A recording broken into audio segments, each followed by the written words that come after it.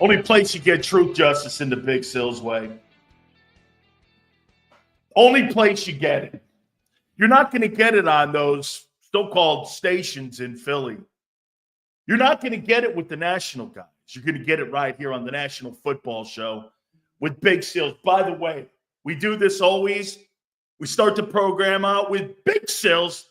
Please hit that like button. By the way, the first 15 minutes is the most important to the show because that's what spreads the word. You guys have done a great job spreading the word. Fantastic stuff. By the way, we're going to try to effort today. Jackie Slater, Pro Football Hall of Famer, who works with the Rams, and also Vince Ferragamo. These guys are traveling to training camp right now where the Rams are getting ready for the Eagles this weekend. And they're going to try to jump aboard with us. I don't know what time. So they're going to try to make this thing happen. Our dear friend Jackie Slater and Vince Ferragamo, part of the broadcast team for the Los Angeles Rams, as the Eagles will travel west and take on those LA Rams Sunday Night Football. So please hit that like button. We tell you guys all the time. The like button is there for you, and Super Chats all go to the top. All right. Dallas Cowboys are a train wreck. I watched that game last night. An absolute train wreck. And that's all at the heels of Jerry Jones. Jerry Jones was asked a question today on his radio show. Hey, Mike McCarthy, has he lost the football team? Mike McCarthy never had the football team because Jerry doesn't empower his head coaches to be a head coach. He's a glorified offensive coordinator. That's exactly what Mike McCarthy is. He's not a head coach. He does not have the respect of the players if something goes sideways. That team's not a reflection of Mike McCarthy. It's a reflection of the owner. Look at how Michael Parsons acts. Look how CeeDee Lamb acts. And I'll tell you one more thing. You want to know the reason the Dallas Cowboys are in the shape they're in? They waited too long on those contracts.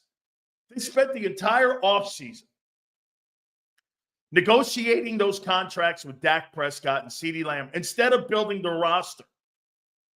That's exactly what happened. Cowboys are about 5 years from being decent now. Please hit that like button. Lions have better offense. Eagles a better defense. We'll get into that. Vic Fangio talked today. We'll talk a little bit about that. Yesterday it was Nick. We'll get into some of that word salad that he had. He really doesn't say shit anymore. Kellen is kind of that guy too, but he said some interesting stuff. So we'll talk about that. By the way, top 10 quarterbacks, top 10 teams, the MVP race. We have a conversation on Matthew Stafford as well. Again, we'll talk a little bit about what the coordinators say. You know, we had Angelo Cataldi on with us today, and I'll make a comment to you. So you tell me this. I just had a conversation with Xander on this. By the way, thanks, Nick. I appreciate you doing that, man. Okay? Thank you. Jerry Jones wants Bo Nix. Jerry Jones doesn't know what he wants right now. Hit that like button. By the way, news out of New York. Joe Douglas ends up getting canned as the general manager of the Jets. You can't miss on Zach Wilson and Aaron Rodgers. Keep your gig. I don't care if you get Sauce Gardner. I don't care if you get a great running back. I don't care if you really get a great wide receiver. You can't miss on the quarterback twice. Aaron Rodgers has been a failure in New York. Plain and simple. He has been an absolute failure in New York. It's been a train wreck. The head coach is canned. Soon the quarterback will be canned. What's the point of bringing Rodgers back? Protect Marcus Hayes, and kudos to him yesterday. He was absolutely awesome. I love Marcus Hayes. And how about the Sixers now? So you got Maxey calling out Embiid. Can you imagine that? A guy making over $60 million, $55 million a year, and he gets called out for being lazy. Jesus Christ. I don't even know how the NBA exists any longer. Oh, I know. If it wasn't for China, or as President Trump would say, China, that league doesn't make it. Opening week, double-digit numbers in the tank for ratings. I don't know how people watch that thing. And now the Sixers are 2-11. You see, one thing about Embiid you can count on. You know, he's not going to fight for wins for you, but he'll fight columnists over shitty columns. That's who Joel Embiid is. Yeah, congratulations to you. You got a bigger loser than Ben Simmons. He's a bigger loser than Ben Simmons now. By the way, Daryl Morey, what are you doing? What have you ever won? Hey, I cover good teams. I cover teams that win. I don't cover teams that I'm not a Laker guy. I don't cover the Lakers. You know why? They don't win. Covering the Cowboys, I do it because they're in the NFC East. I'm not that guy. I don't sit around banging on a dude. Listen, if Jalen Hurts right now is 2-8, I'm not covering him. I could care less. I cover people that win. You're relevant. The Lakers aren't relevant. The Cowboys aren't relevant. To some extent, Notre Dame's not relevant. Why would I cover those teams? What? Because they got marquee brands? That's not how I do it. That's not how I do it, man. Okay? Hey, by the way, Sills is never late. I'm on Big Sills time. That means you're on my time. Always remember that, my friend. Big Sills, truth, justice, and the Big Sills time. I got my own clock. Okay? All right. So let's get going here. Jesus Christ. I can't believe what I just added. And I had to go back and use a calculator. So since the bye, the Eagles' opponents' records are 20-43. And since the start of the season, they're 41-64. Who you play? Well, you can't. Park Avenue in New York makes the schedule. Sills, they got to play who's on it. I'm not debating that. I'm debating you have played a bad schedule. How do you know who you are? How do you know who you are? You haven't played anybody, really. How many winning teams have you played? 2? I mean, wait. Commanders, Falcons, and Packers. So you played 3 out of the 10. 41-64. Holy shit. What a shitty record. And you're taking victory laps that you have the number 1 ranked defense versus the worst rosters in the NFL. How many 2-win teams? That's a great. Let me take a look at this. How many 2-win, 3-win teams have the Eagles played this year? Let's take a look at that. Let's see. How many 2-3-win teams has Philly played? All right. The Browns, 2 wins. There's 1. Let's see. Jags, 2 wins. Hold on. The Giants, 2 wins. You played 3 teams with 2 wins. Cowboys with 3 wins. Who else here? Let's see. So you've played 4 teams with 2 to 3 wins on them. Holy shit. Holy Shizakov. Man, what a bum schedule, man.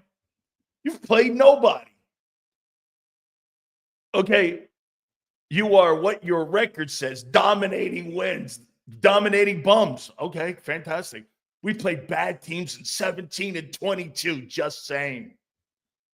Man, so how do you know how good you are? Don't you think it's a legitimate question? How good are you? In 22, we had a bad schedule. Don't see no talking.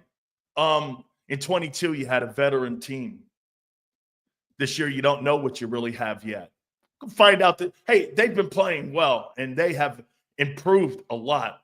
Remember coming into the season thinking that the AFC North would be a murderous road and thinking that we had a tough schedule? Who knew these teams would suck this hard? Hey, man, I don't personally think the Steelers and the Ravens blow. Okay, I don't think that division is as bad as you say. Your division, the NFC East, is terrible. Okay, I don't think the Bengals have Russell Wilson, they have Lamar Jackson, and they have Joe Burrow in it. I don't think that's awful. Look at the quarterbacks in your division. Hurts, Dak, a rookie, and then a guy who was just benched. you have the worst quarterbacks in any division in the NFL, in the NFC East. Remember that. I mean, Daniel Jones got benched this week. But didn't you say Commies would win the NFC East? Yeah. It's November 19th, Abe. A lot of football to be played. We were about this time last year, and all of a sudden we started to see the iceberg. And I kept telling everyone, Captain Smith, there's an iceberg out there, and we're going full speed. You might want to slow down. It's like a mill pond out here. Makes it hard to see the bergs. Hey, Big Sills kept saying, there's an iceberg out there. You better keep looking. There's an iceberg. No one wanted to hear it. Not even Xander. No one wanted to hear it. We're 10-1. What does Sileo know? Okay? Hit the iceberg. Not this year, Sills. Not this year. 41-64. I mean, this is has to be one of the shittiest schedules in the league. Has to be. So according to Sills, we are not in first. No, I didn't say that. And don't look good. Didn't say that either. Don't let him forget this. Yes, he claims talent is equal. I didn't say talent was equal in every team. That's not true. Look at Jalen Hurts. Guy's got the best offense in pro football. If any other quarterback had that talent, they'd be undefeated. At the start of the season, we had the 8th hardest. Not now, you don't. You're starting to sound like Nick Word Salad Sills. No, this is facts. Why are you mad at the facts? Since the bye, the record of the teams that you've killed, and you tell me you're playing great football, is 20-43. How do you know this? Hey, by the way, you've barely beaten. Let's take a look at this. Let's take a look at the Eagles here, too, in some of those games that you've played against some of those 2-win teams. I mean, the record speaks to itself. I'm not making this up. I'm not making this up here. Let's see here. Eagles. Here we go. All right.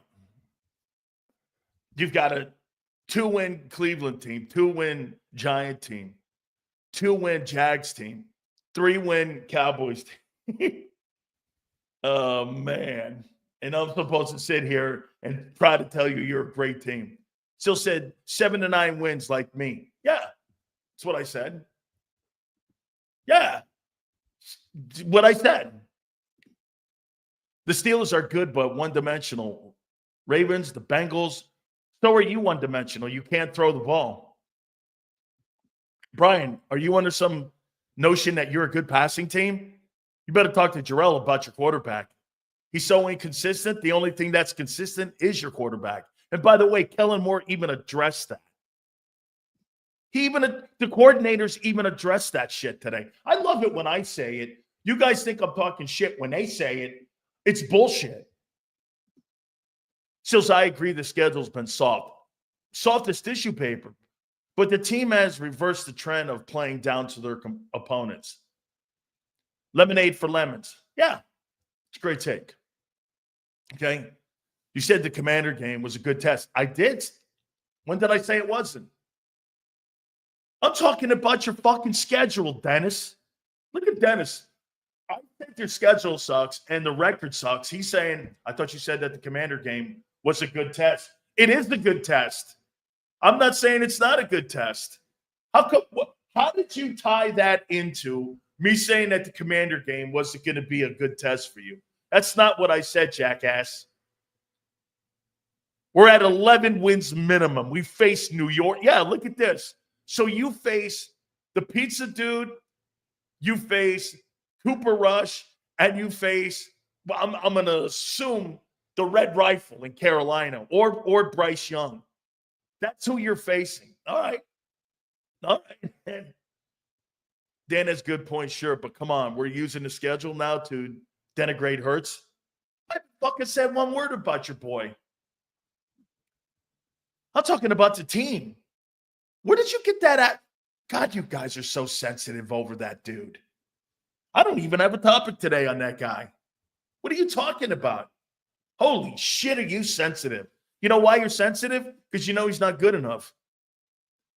How is it the Eagles' fault?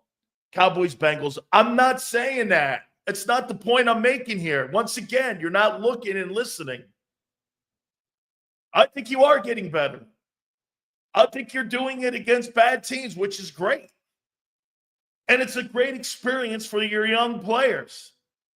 But to sit here and say that you're battle-tested and you're ready for the postseason is a fucking joke. You know it's not true. You haven't played one team that's going to give you any kind of battle in the postseason. I would say Washington and Green Bay have been your best test. The rest of them have been garbage teams. Sills got you all mad. I mean, it's flexing. I haven't ripped anybody here. I'm just saying I would pump the brakes before you sit here and start telling me that you guys are a great football team when you haven't played anybody. Sills, you would be sensitive if someone said something about your daughter. So you're comparing the Eagles to your daughter? I like it, actually. We look at Hurts as a family member for this team. Real Eagle fans. Cool. Okay. I'm good. I'm good with that, man. Pete Burrow. Yeah, okay, great. Only show calling out Jalen. DEI Hurts. I think it's more like AI Hurts. He did a whole show about how bad Jalen is. No, I did a whole show about how inconsistent. If you think being inconsistent is a bad show, that is true. Justice and the Big Sills way, that's a you issue. Sills forget that we won the Super Bowl in 52 with a backup quarterback. Sills is full of shit. No, you're right. Hurts is playing great ball. There's a guy right there that lives in denial, and it's not a fucking river in Egypt. We beat Baltimore and Pittsburgh and Rams. We could talk. You sure can. Sills, 4 of the next 5 are Rams, Steelers, and Redskins. We're about to enter the Rapids. True. I love it. That's great right there, Bob. Absolutely. And you're going to be taking on a damn good quarterback coming up this weekend and some good skill people. I don't fall in love with players. I fall in love with championships and winning. Flexing. Yeah, never fall in love with players. Fall in like. Because the NFL gets rid of them every single year. Never said we weren't one-dimensional, but there was only 4 teams that I say are great. Steelers, Bills, Chiefs, and Lions. I don't think anybody's great this year.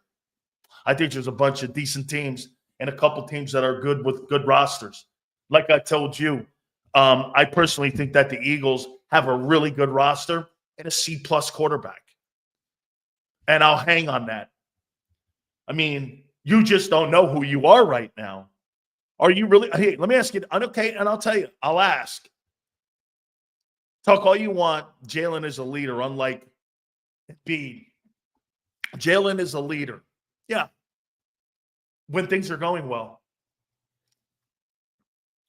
When things go sideways, I haven't seen him pull his team out of bad play. Now, again, I'll tell you what. I'll take that back. I thought prior to the bye, I didn't think he was all that. I think coming out of the bye, he's played a lot better because they took the ball out of his hands. And he was okay with it. He never bitched about it. So I'm okay with that. And his leadership is good. I don't think he's great. I think he's good. And like Xander said yesterday, you quantify winning. You absolutely do. I don't get it. Look at the whole NFL this season. There's only 12 teams above 500. Even Patrick Mahomes has faults this season. I don't think it's a clear picture this year. Thank you, Prince. That's my point. Prince, okay. He just made my point for me on the record. Thank you, Prince. And thank you for the super chat. Prince just validated my comment. That's exactly what I'm talking about. He's right. Everything Prince said right there is what I'm talking about the Eagles. To sit here and say they're a great team, they're flawed too. He's right. I'll read it again. It's worthy. I don't get it. Look at the whole NFL this season. He's right. There's only 12 teams above 500. Even Mahomes has faults this year. I don't think it's a clear picture this year. That's my point. Prince validated my point. Yes. Yes. That's the tweet and the super chat of the day so far. It's exactly right. Prince and I, for the first time, are on the same page. I don't think there's a clear team. I don't. I don't think there's a superstar team at all this year. Thanks, Prince. If no great teams, why are you knocking our opponents? That wasn't the point. I said, how do you know who you are? Prince said it. There's no clear picture. But you seemingly have one. How could you have a clear picture when there's so few teams above 500? And the parity, mediocrity in the league exists. How do you know when you've played so many 2-3 win teams where you are? He's right.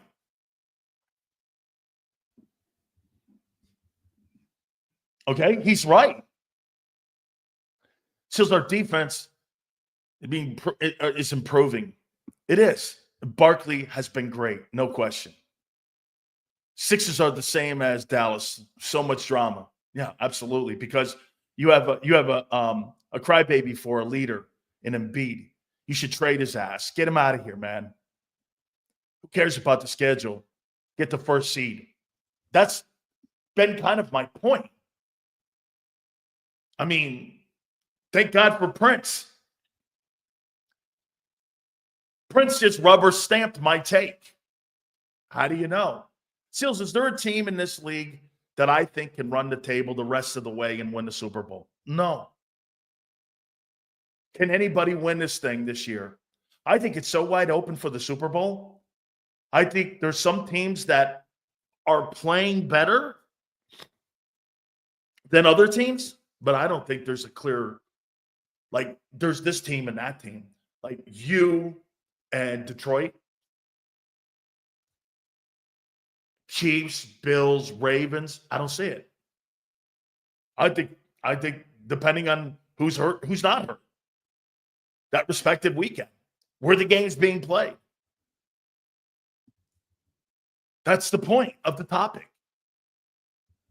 It only took you 22 minutes to figure it out. Please hit the like button. Hey, by the way, one thing about the Lions. Do the Lions know how to win when it counts the most? I think last year's NFC Championship game will help them a lot. If we want the first seed, we can lose 2 more games. We have to go 6-1 down the stretch. Probably so, because the Lions are in that NFC North. Okay? So the Eagles are a C at quarterback, but an A with the rest of the roster. Rest of the top NFL teams are B+, A at quarterback, but a C to C, B with the roster. I like our odds with more playmakers on the field. That's a good take. Bob's right. You got an A+ schedule. You got an A+ roster and a C quarterback. Okay? And the other teams have the A to B quarterback and the C roster.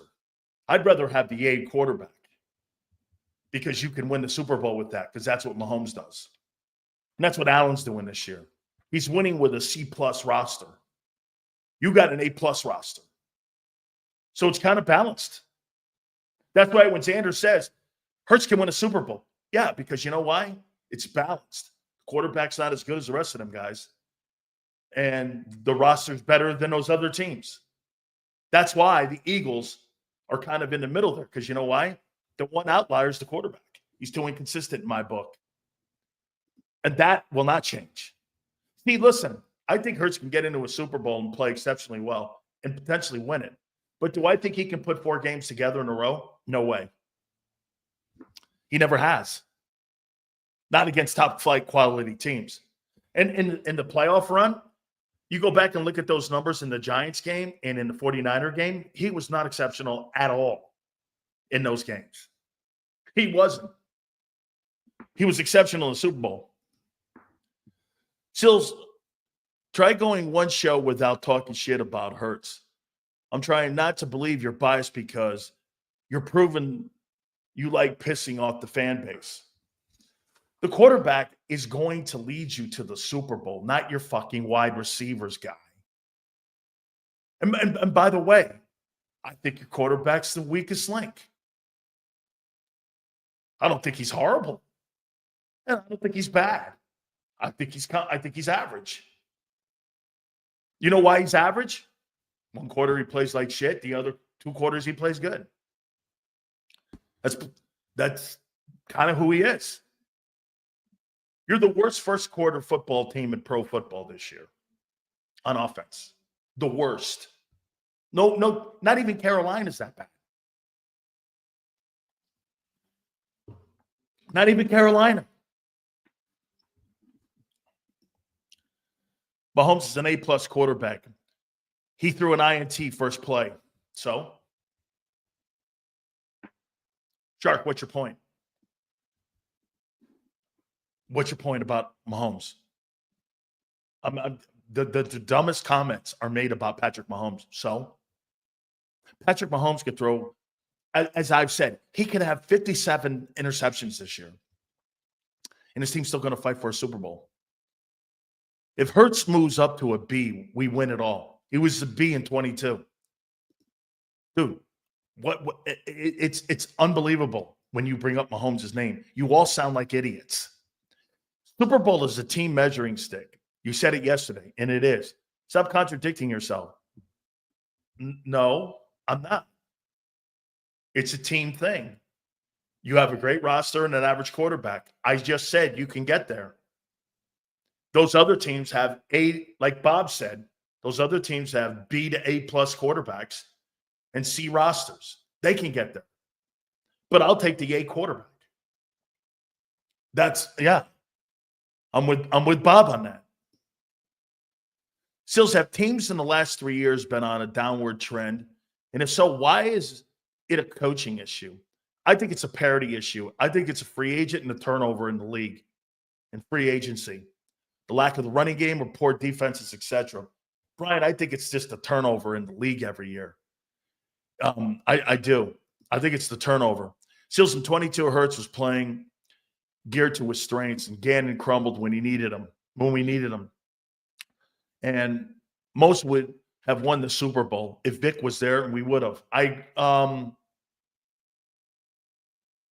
You're telling me you think Vic Fangio would have out-schemed Andy Reid and Patrick Mahomes? I don't believe that. Goff A+, he threw 5 picks in one game. Lost the NFC title game. Big game when it counts, they lost. Shark. Jared Goff has done more than Hurts has ever done. One game. Yeah, he turned around last week on Sunday and threw 4 touchdowns. 4 touchdowns. And he's leading the NFL in completion percentage. Give me a break, guy. Jalen Hurts and Jared Goff. Name me one thing that Jalen Hurts has done more than Jared Goff. One thing. One thing as a player. One thing. Right now we need Drew Greenlaw. Warner's clearly struggling. I think he's struggling because of the people in front. Okay? He's 9-1. And they went to the NFC Championship game last year. Your guy was beat by Mayfield. What has Goff done that Hurts hasn't? Well, he's gone to 2 conference championship games. He's gone to the Super Bowl. He's thrown for 30 touchdowns in a year 5 times. And he's thrown for 4,000 yards at least 6 times. And he's gone to conference title games on 2 different teams. Yeah. Sills is right. We have to score early in the playoffs. Wait, I'm going to get to what Kellen said. We can't continue this trend when we start playing the better teams. Okay? I do. Okay? Look at this. This guy's trying to move the sticks like he tells me. What year did Jared Goff go to the Super Bowl? I must have missed that. Year 3? When he went to the Super Bowl? With the Rams? Hurts has thrown 4 touchdowns only once in his career. Jared Goff does that on a constant basis. I mean, dude. Yeah. I mean, there's anything you say, Jared Goff's done more. Twice. Okay. Twice in his career. Wait, so the Lions are in the same position we were last year, so they could be 10-1 and then collapse. Correct. That was my open. Because of their schedule, too. Yes. Yeah, because Prince said it. Prince's super, his super was the comment. And that was exactly what the point was when I mentioned the record. There's no dominant team this year. Yes.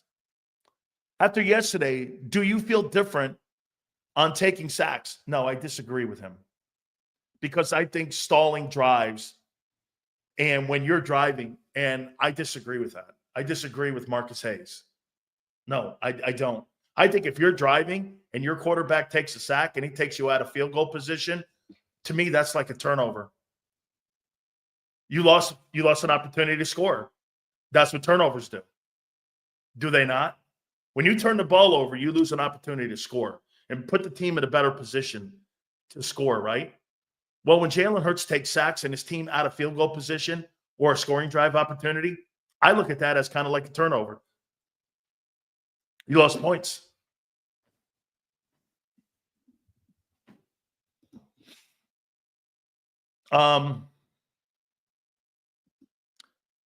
They could maybe slip up maybe 2 to 3 times, and that's a stretch. I hope, though. Cosmo. Seals, what do you think of the firing of Joe Douglas? Can't miss on 2 quarterbacks, man. You missed on a veteran quarterback in Aaron Rodgers, and then you missed on Zach Wilson. You're going to get fired for that. No matter how many good wide receivers and running backs you draft, no matter how good your defense looks, no matter how many things you do, at the end of the day, you don't get the quarterback right, you're going to get fired. The only place that doesn't work is in Dallas. Hurts is an average quarterback. He should be much better. He's a veteran, correct, and the talent around him. I don't think he utilizes. Hey, let me ask you this. Let's do this. Do you think he utilizes Dallas Goedert enough? Do they even throw to the third wideout? Do they even use Devontae Smith enough? I mean, do they? Fans watching Sills right now. Ask yourself, do you think they do a good job getting to Devontae Smith? Do they? How many TDs would Hurts have if he hadn't sat out in the fourth quarter? We don't score first quarter and starters sit in the fourth. Starters sit in the fourth? Let's see how many games that you pulled starters out of. You pulled them out of Tampa because you were getting annihilated. Yeah, you had a 4-point win against Cleveland. You pulled them in the Giants game and in the Bengals game. You had to play the Jags game. There was nobody getting pulled there. And you pulled some starters in the Dallas game, and you didn't pull anybody in Washington.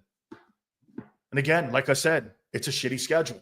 So you can't be afforded to sit guys. You make it sound like you've been sitting guys all year. Not true.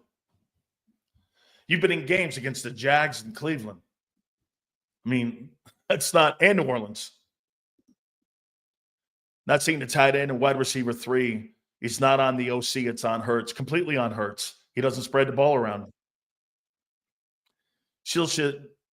We flex out the Giants versus Cowboys for more exciting games like Eagles and Steelers. Boy, I'd like to see Eagles and Steelers in a prime game. Bills and Lions for Turkey Day.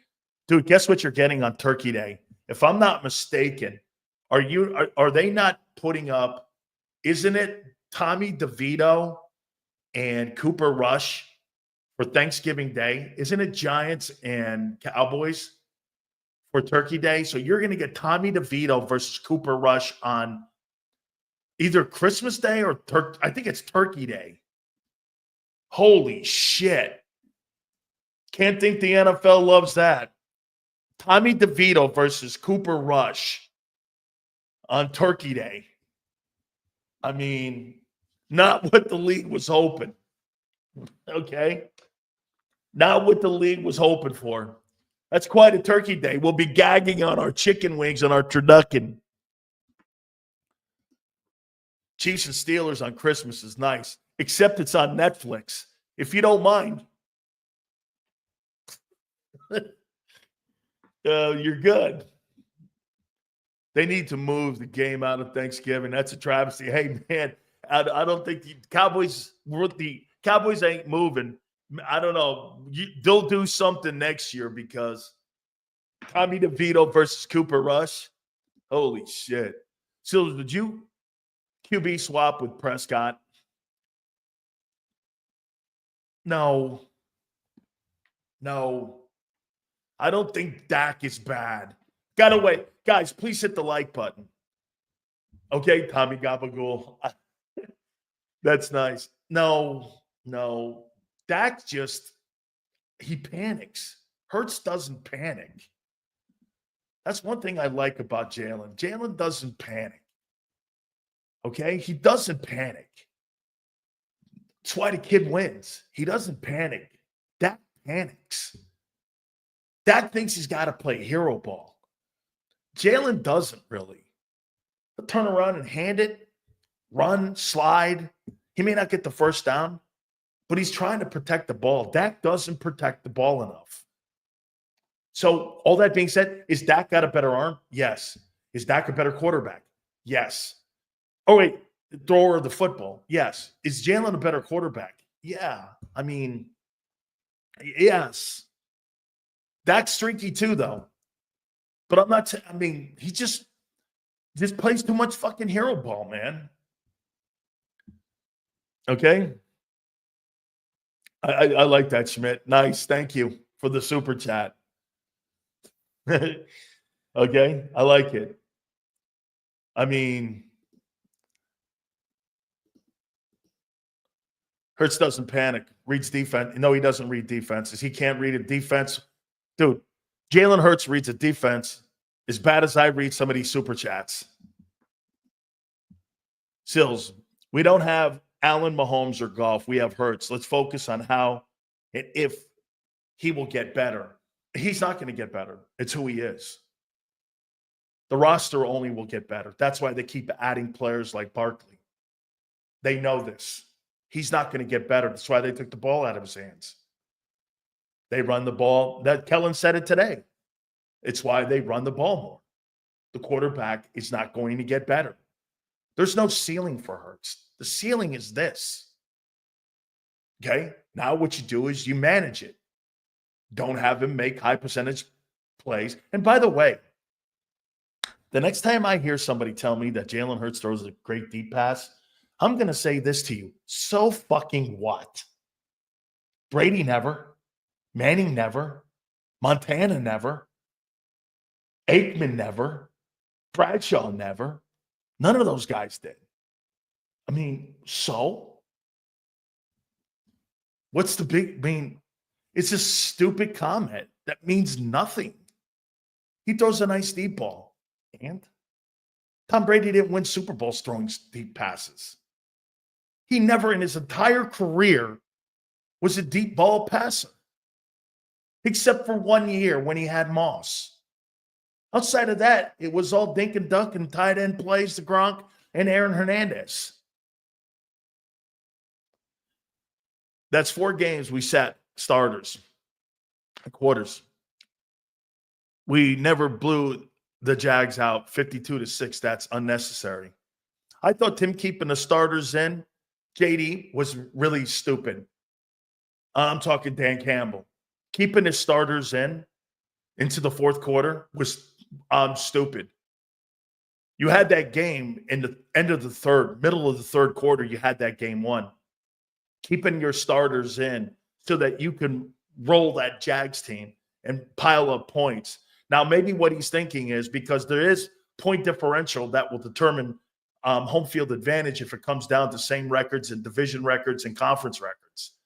Maybe that's what he's thinking is, the amount of points. And by the way, the Eagles sitting players, that's not the smartest thing on the planet, guys. What if you're tied with Detroit? You know what it goes? Hey, Bob, help me out on this. It goes record, then it goes conference record, then it goes point differential. Who scored the most points? There's tiebreakers. Bob, the points scored, I think, is either the third or fourth tiebreaker when it comes to home field advantage. Okay? So if you have the same record as Detroit, okay, points scored is, I believe, the third or fourth. Third or fourth determining factor when it comes to tiebreakers. Okay? Sills, what was crazy is that the Super Bowls Mahomes and Brady lost, they were known for throwing the deep pass. Isn't that crazy? That's right. Because they had Tyreek Hill on that team and they had Moss on that team. Dan, would Chargers entertain Jalen or a Herbert trade? I'm not trading Justin Herbert for Jalen Hurts. Are you crazy? Okay. Are you crazy? I'm not trading that guy for him. The Seth Joyner podcast is constructive and positive, unlike Debbie Downer Sills. Well, stay over there. Thanks for coming here and posting that. Debbie Downer, I said you have an A in a Super Bowl roster and a C quarterback. And I think you can, if everything plays right, you could possibly get there, and you're as good as anybody in the league. Hey, just because I don't think your quarterback is all that hot, I think he's okay. Okay? I think he's okay. Keeping players healthy in a blowout is smart. Well, here's what Anthony doesn't get. And I've showed you this before in an NFL contract. As long as it doesn't affect my incentives and the amount of percentage plays for me playing and where we're ranked in rushing or sacks, don't be taking me out of games. If you have a contract that's incentive laden and you're pulling me out, I would look at you and go, you're costing me money when you're pulling me out. I'm playing for wins, but we negotiated this contract. And if my fucking coach is pulling me out, I have a problem with that, especially if I miss $1 million incentive at the end of the year. Money's more important than the wins to my family. That's why we negotiate those incentives. Don't be pulling me out. So I would have a problem with that as long as you're going to compensate me and you're going to come down to the player and you're going to tell his agent, hey, listen, if he comes in 69% of the plays and you have a contract where you have 70% of the offensive plays and there's $1.5 million signing an incentive bonus in there and I miss it by a percentage point, we're gonna make it right. Okay, then no problem. But don't be doing that. NFL contracts are not like college. That's the reason why you don't see guys pulled a lot. Because there's all types of incentives in your contracts. One of the coolest incentives that I heard, and one of the smartest incentives that I heard that Barkley has no touchdown incentives. You know why? Because of the tush push. Hurts is going to score the majority of them down in the red zone. They're not going to give it to Barkley. It's going to be Hurts. He doesn't have one incentive in his contract based on touchdowns and total TDs. Smart by his agent. Can you imagine how many touchdowns that if he had an incentive that Jalen Hurts would be taken away from Barkley on a potential $1 million incentive? I'd be like this, smart. Thank you, agent. If you're a running back, you don't want any touchdown incentives in your contract because they're not going to give it to the running back. They're going to do the tush push. I mean, they're just not. It's not up to the company to feel bad about your fulfillment. Then why, look at this dickhead. Then why are you fucking negotiating with me to make me feel like you're going to do the right thing and keep me in there and play me? What do you mean it's not your you're the company's responsibility. Yes, it is. You fucking negotiated it. We'll give you a $1.5 million incentive for playing 70% of the games. And then you feel it's in the right to pull me in a game because we're blowing them out, costing me $1.5 million at the end of the year. Yes, it is your responsibility. You fucking negotiated it. But then you're reneging on your contract. Yes, you are. What a dick. Okay. Mad. Dude, it's not getting mad. It's called passionate. Try it. I have eyes, and I've watched this team for 50 years. Jalen's a good quarterback. I never said he wasn't a good quarterback. He's good. I watched him play elite games, especially in the Super Bowl. Okay. Yeah, he's a good quarterback. I've not. He's a good player.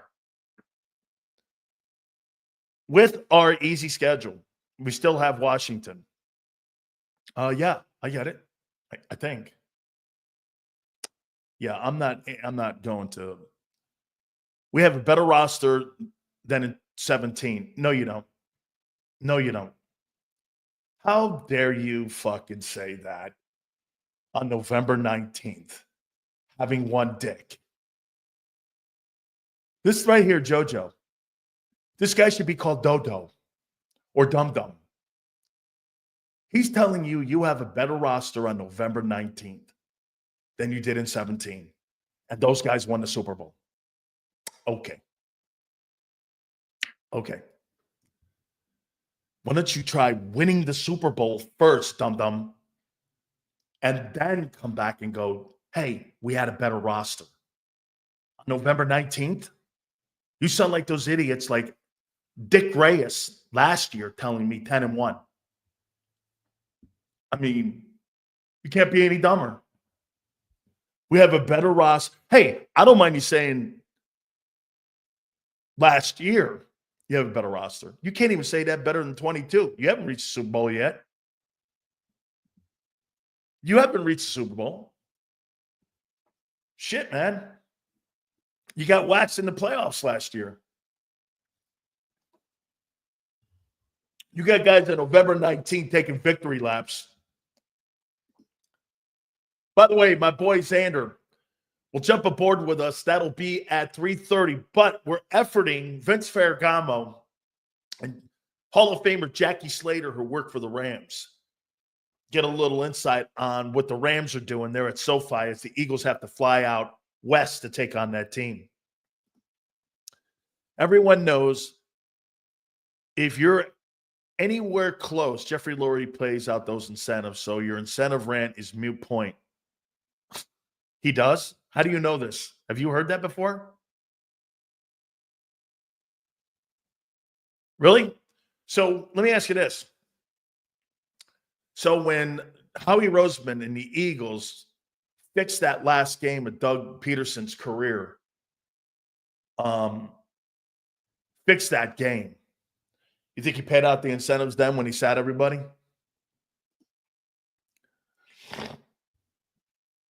Xander says he typically does that for players. Okay.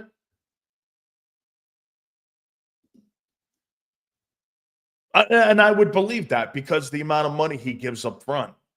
Points do not get considered in NFL tiebreakers until after 6 non-point factors are considered. Okay, so you're contradicting yourself. Is it or is it not, Slagger, a point differential? I mean, not point differential. Point scored.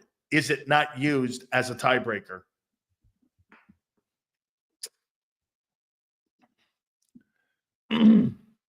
Okay. It's all right. Here we go. So, I'll tell you what we're going to do. I think we're going to hit on the Nick Sirianni and the Kellen Moore conversation. And I want you to do me a favor right now. By the way, please hit the like button. Okay? 6 tiebreakers occur first. So it is used as a metric for tiebreakers if you have the same record. Thank you. Kellen Moore, Vic Fangio, and Nick Sirianni. We'll do Nick last. I want you to do something for me here. When Vic is speaking, and we wrote down the quotes, you tell me if I'm saying anything different than what Vic Fangio says. Okay? You tell me. Seals, how can we do against Stafford? This guy has been around forever. Good at reading defenses. Matthew Stafford. Okay? Here, let me, before we do that here. As a matter of fact, that was one of the topics. I think he's close to being a Hall of Fame player. Here's who he is. You tell me. Matthew Stafford has won a Super Bowl and an NFC championship. He's on pace this year for 4350, 25 touchdowns, 2 picks, 92 QBR, 66.5. Standard Matthew Stafford year. He's going to have 625 attempts. Hurts is probably going to be around 440. This guy throws the ball a lot. He's going to get close to 60,000 passing yards.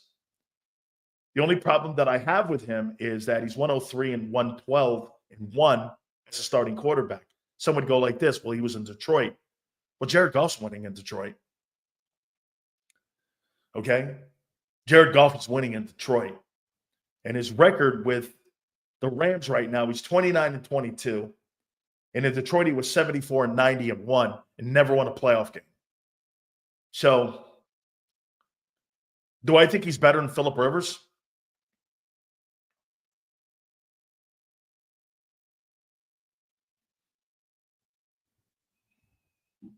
Look at this. M. Reyes goes like this. It's not the same Detroit. Come on, Sills. It's not the same Detroit. Wait a minute. He had Megatron. He had a Hall of Fame wide receiver. Okay? He had a Hall of Fame receiver. Hurts is not fucking projecting for 3,900 yards. He is not. To me, it's ass backwards to build your roster before having the right quarterback and coach. I believe that's your point when you're talking about Jalen and Nick. Completely. The quarterback and head coach are not capable, in my opinion, of being consistent enough to keep your team around the rim. Jalen Hurts is on pace for 3,700 yards. Moving the sticks. Flying, as usual. And by the way, Stafford's thrown for 4,000 yards, 10 times in his career? So Matthew Stafford is a good quarterback, and he can move the sticks.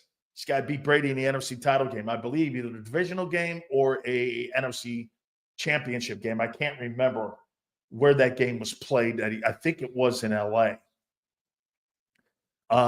They got 2 good receivers in Puka Nacua and Cooper Kupp, so this will be good. But again, Stafford, he hangs right around that 43. He hangs around right around that 4,300 mark. Thanks, Brian. It was a divisional game. Yeah, I forget who they lost in the NFC title game to. They won in the NFC title game. I can't remember who they beat that year. In the NFC championship game, but and quite frankly, I think right now, if you think about it, both franchises like who they got. Jared Goff just signed a 53 annual deal in Detroit, and Stafford delivered a Super Bowl. Niners, thank you, Kyle. Niners that year. Goff didn't find success until their multiple first-round picks were used to give him an O-line. Wait a minute. So which one was that? In L.A. or in Detroit? Mulder, because he went to an NFC title game in Detroit, and he also went to a Super Bowl in Los Angeles. So I'm confused. Which one didn't he find success in?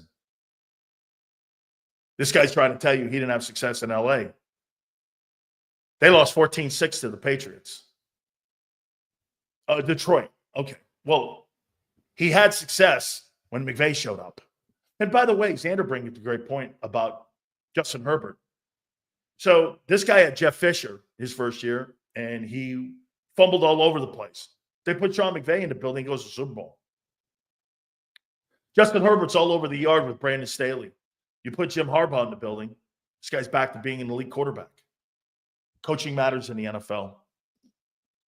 Stafford will spread the ball around, just targeting Puka Nacua. Going to be a tough game. It's going to be an interesting ball game, and you're really going to get, hey, by the way, probably since Cincinnati, let me take a look at this. Probably since Cincinnati. Oh, wait, T. Higgins didn't play in that game. Have you played against two quality wide receivers like Nacua and Kupp this season?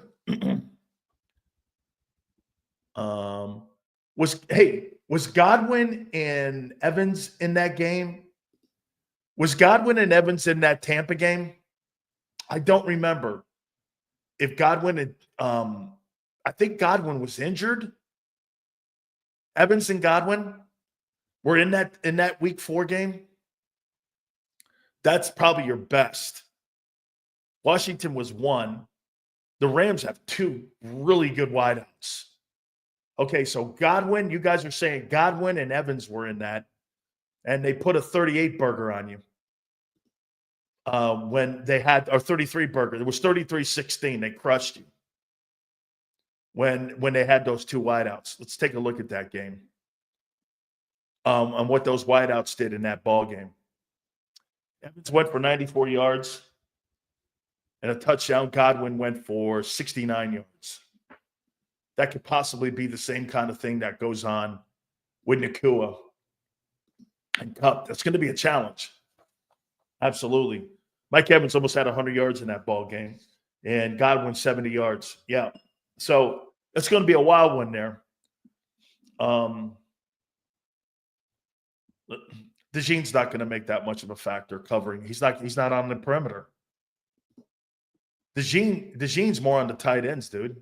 He's not going to cover those wideouts. I mean, they don't drop those guys in the slot. They're on the perimeter. They're on the numbers. Maybe in nickel. Okay, maybe in the nickel. And in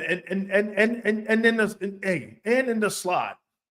And in the slot. Now that I think about it, somebody do me a favor. I think he plays about 32% in the slot. Okay? Ram sucks, Hills. What are you talking about here? You think Puka Nacua and – see, look at this guy.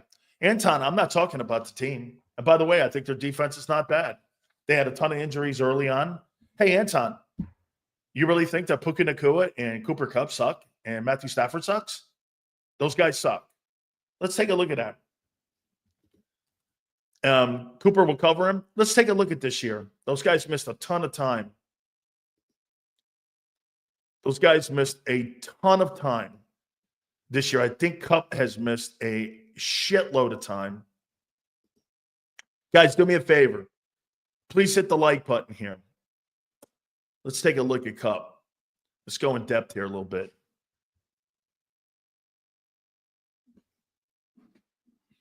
Stafford's on pace for 4,300.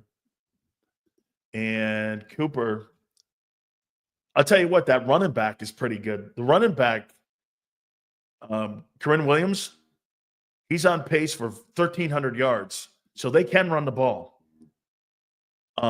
Kupp is on pace. Yeah, he's missed a ton of times. He's missed a ton. He's on pace for roughly around what Devontae's in pace for about 830. And Nacua has only played 5 games. Kupp's played 6. So those guys have missed a lot of football. But what you like about them is that they're starting to get back into shape here. So that to me tells me that you're looking at records and you're looking at a football team that's getting better because they're getting healthy. Okay? So they're getting healthier. It's going to be interesting, to say the least. Let's see here. Yeah, that back, I didn't realize he was on. Sileo, internal line pressure wins this game. Stafford needs a clean pocket, gets the yips. He sure does. It's a great take, Clairvoy. He hates that internal pressure like Brady did. You get him up the middle here and Carter playing the way he's playing, and you get a push up the middle, no question about it. That'll be a significant watch for this game. His internal pressure. Because he steps up in the pocket. There's no doubt about it. I mean, you're not going to get him moving around. He's not a very mobile guy running around in that pocket back there. He finds a spot and throws on it. Seals the NFC West. He's the definition of good teams with unfortunate circumstances, injuries, developing talent, but still at 500, and all will play off chances. I would say this too. I know that you guys, they have the two best rookies. I know that you believe that Cooper DeJean and Quinyon Mitchell are the two best rookies, but Fisk and Verse are the two best so far, what I've seen. And by the way, Vic Fangio made a comment about it today and hinted you only have so many draft picks, and we didn't get an opportunity at getting them.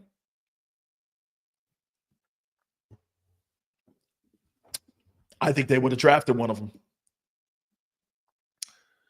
Hey, Anthony, is he out? Is Nakua out? That helps significantly. Okay? Get this.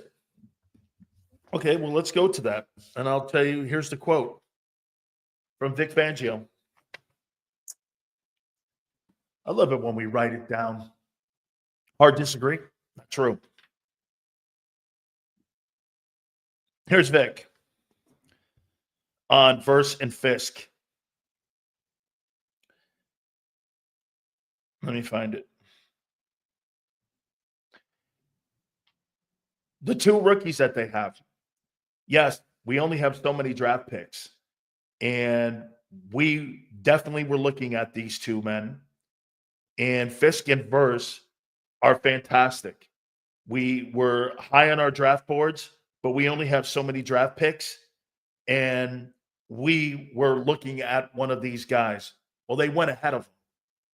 And they went ahead of Cooper DeJean. And they went ahead of Quinyon Mitchell. I think they would have drafted one of these guys instead of Q. Sometimes the best move you make is the one you don't.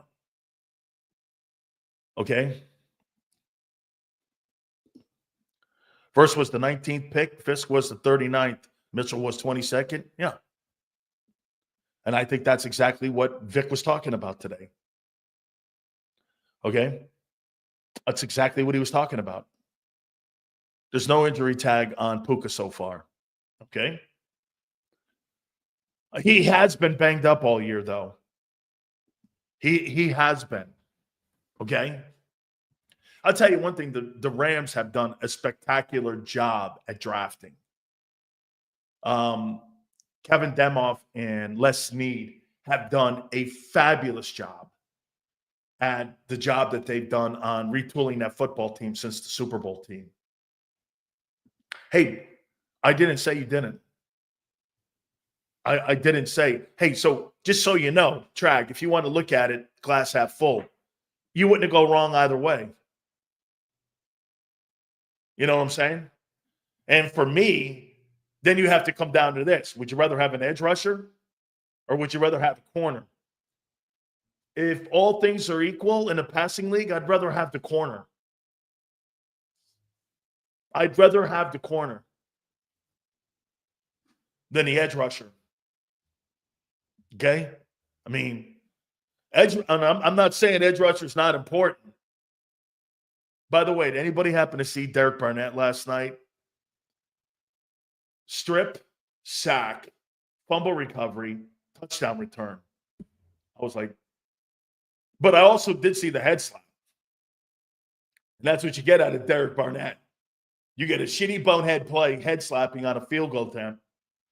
Then you turn around and he gets you a strip, sack, fumble recovery, touchdown return.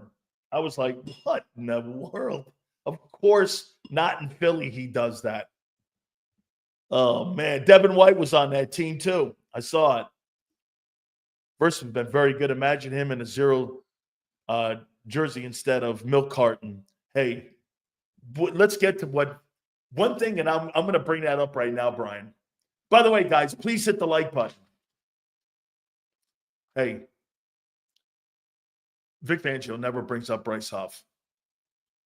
And now the reporters are not even asking about him. I mean, they're not even asking. There was no questions asked about Bryce Huff. An $18 million investment has been a colossal disaster. But you know what I'm going to say to you? This is going to sound nutty. Xander, this is going to sound nuts here. You know what? Okay, so you have the conversation of a non-perfect world here. Sills, look at what they found in Zach Bond. And look at what they got in Bryce Huff. Are you okay? So I don't have to pay Zach Bond the $18 million that he's going to get in the open market right now. And I got a stiff on my team, but I got Bond instead. Can I balance that? Yeah, you can balance that. Yeah, I can balance that. I'm okay. Hey, do I want Huff to be great? But I'm going to do this. Watch this. I'm going to compromise myself here with you guys. I'm getting something out of Nolan Smith. I got a ton out of, and none of those two guys aren't costing me shit. He's on a rookie contract, Nolan Smith, and Bond's costing me dick. Bond's costing me less than the kicker. Okay? I mean, so I'm going to go like this with Huff. I'm going to eat it. What I don't like is Bradbury on the team at $11 million. I mean, I have no idea why James Bradbury's on the team. I have zero idea why he's on the team. And they just didn't take the $4 million cap hit. Instead, they're paying him the full 11. I just don't understand that. It's wasted money. It's like government spending. It makes no sense. You need Elon and Trump to come in there and gut some of them contracts of them older dudes. I'm like, man, why is he on the team? Why is he making $11 million? Hasn't played it. Get this. He's one of the highest paid players on the team. He hadn't played it down this year. I mean, so let's get to Vic here. Xander's going to join us at the bottom of the hour. We are going to try to effort our friends Vince Ferragamo and Pro Football Hall of Famer Jackie Slater. These guys are on their way to Los Angeles for practice. I don't know. I think they're in Anaheim. And they're on their way to Los Angeles. And I told them, like, at around 4:30 or 5:30, in between there, Eastern time, to see if they could try to jump aboard with us and talk a little bit of and talk a little. Oh, by the way, I got to show you guys something. I can't show it to you on my phone here because of my green screen. But will you do me a favor, some of you who follow me on my Twitter? I want to show you my tie-in with you guys. And go over to @Dan Sileo Show. And if you can, do me a favor.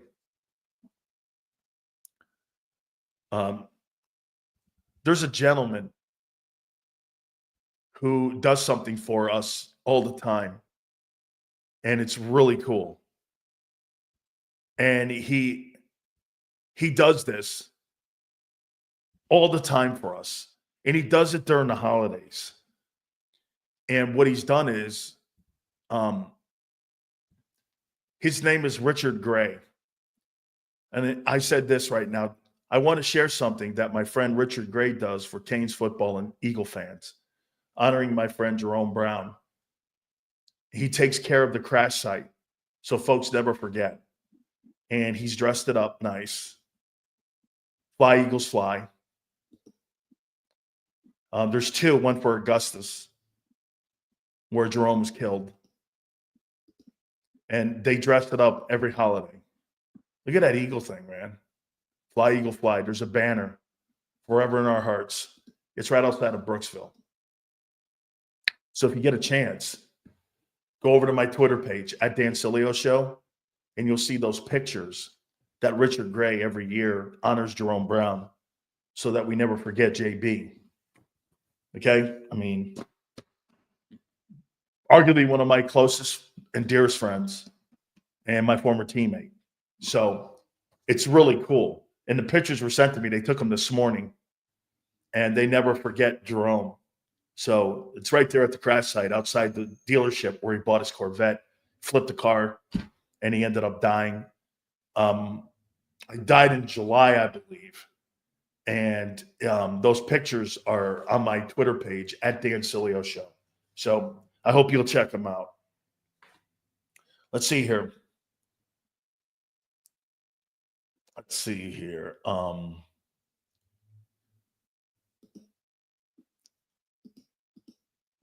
Cup is better than Lamb. Maybe. He's a good football player. Yeah, he's a good football player. Khalid, thank you. I'm not. I mean, Xander loves C. I mean, I don't know. I think he's a good football player. I just happen to like Devontae more. I don't know. I think he is Jalen Carter reincarnated.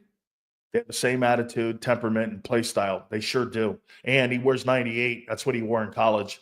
99, he couldn't take 99 because 99 is retired and up in the rafters at Lincoln Financial. But Jerome wore 98 in college. He wore 98 because there's a highway that goes through Brooksville. It's Highway 98. He loved his city so much. And he had such a very close relationship with everybody in it. Yeah. So is there any chance you can bring Stubbs on the show? Sure. Denny, Stubbs is actually a former Eagle, too. We're all sitting here watching a racist who is fired from Fox Sports. Not true. Racist and sexist comments. Google it. I wasn't fired for one racist comment ever. That's not true. Lie. That's not what was reported. And by the way, I had a job in 3 days with the guy who runs 97.5 in Philly. Okay? Fox Sports, I was never fired from. I left. It was Clear Channel. I was with Clear Channel for 14 years. Absolute lie. See, here's the kind of stuff right here. Fucking total lie. I was fired because the Buccaneers wanted me off.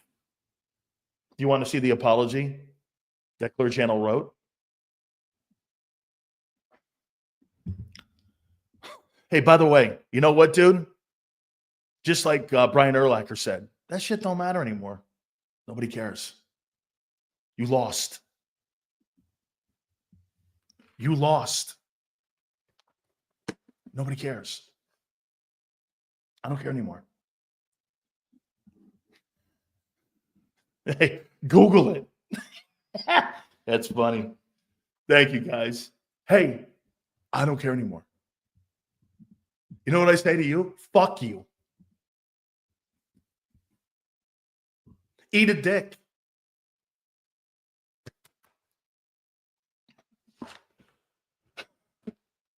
I still don't care.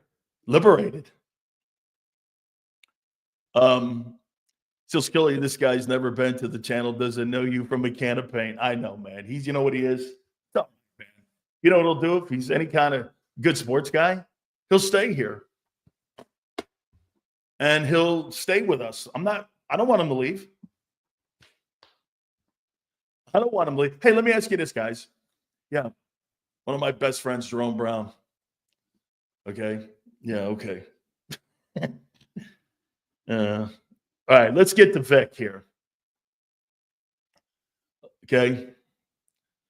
Got to stop listening to this at work. Sil's going to get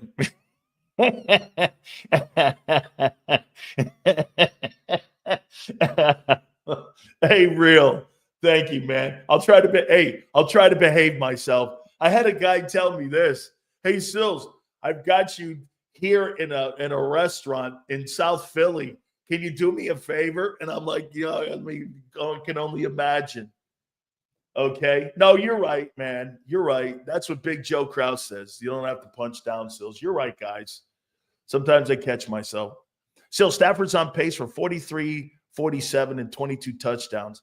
Has no rushing stats. Hurts is on pace for 4. Oh, look at him at the rushing means dick.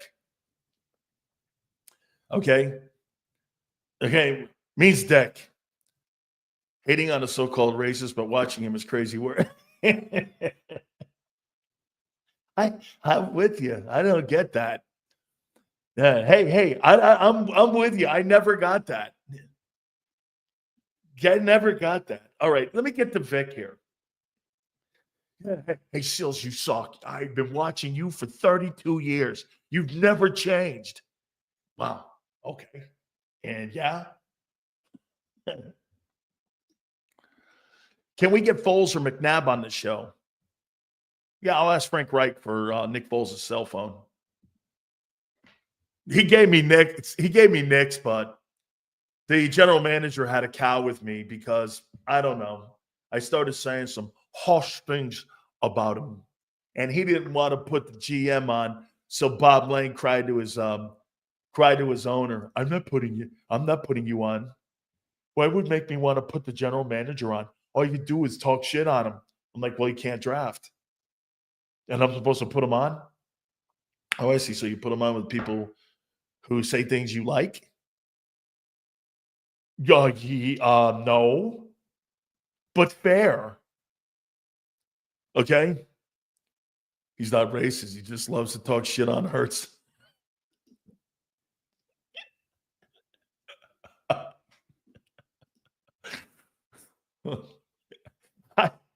Is that how you see that? Come on, Fries. Is that how you see that? Oh, man. Sills, do you think Naku is better than Ayuk? Good comparison. Good comparison. Okay, great comparison. I don't know, man. That could be a push. Absolutely hated Sills. Takes while first watching. I was at the 49er game, and we were collapsing. First thing I thought was fucking Sileo.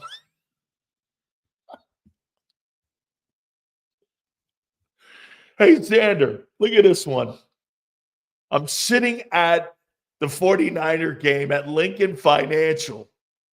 I'm watching the game, and I'm watching the collapse, and the first thing I thought of was fucking Sileo. That's the greatest compliment I've had since Angelo said, I'm going to pass the baton in Philly to you. That is hilarious. Devin, you made my day, man. Oh. Hey, you made my day, man. Sills. Swear, Sills. We're reading shit that's not here. That's fucking funny, man. I saw this, Bob. Hurts is a more productive player. Yeah,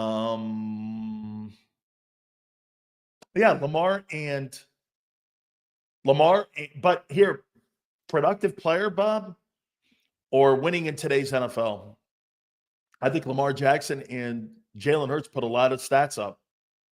Are those stats going to win you championship? I don't know. I don't know. Sills rent-free in the minds all over Philly. I got a guy sitting at Lincoln Financial. I'm assuming in a good seat, too. He's sitting here watching the team just go like this. You see that video of that guy standing up, too, in the crowd? He was bitching. Everyone's like, there's Sileo. I'm like, so here, Devin's like this. He's like, the fucking guy Sileo. Jesus Christ. Hey, Devin, right? I hate that guy. Oh, my God. That's hilarious. So do you think the Eagles would have remotely won as much in the conference when not playing pizza quarterbacks? Yeah, because that O-line, Hollywood. You know why you win? You're winning because of that O-line. Okay? You're winning. You're winning because of that line. One of my favorites of all time. That's the Joe. I watched the Eagles versus Washington taped, and I'm not saying Jaden doesn't need grace because he's a rookie, but damn, the guy missed almost as many wide open throws than Jalen did. He'll be better in the next game. It's got to be. He will. I like him. Herm Edwards was great on the program too, by the way. I thought. I did. Thought he was great. He'll be better. I mean, look, I said that the Commanders would win the NFC East. I can't give him a pass for being a rookie. He's got to play like a veteran. You know, Vic said something that was exceptionally interesting that contradicts what I said. And I'm going to go with what Vic said now. Vic was talking about the rookie wall today. He says he doesn't believe it exists. And he had a great metric for it. Back in the old days, we had 3 months of 3 days, 2 days. They don't do that anymore. So these guys they're not practicing as long in camp and playing as hard in camp. Back then, man, you had no rules on contact days. There was no such thing. You hit every day for 3 months.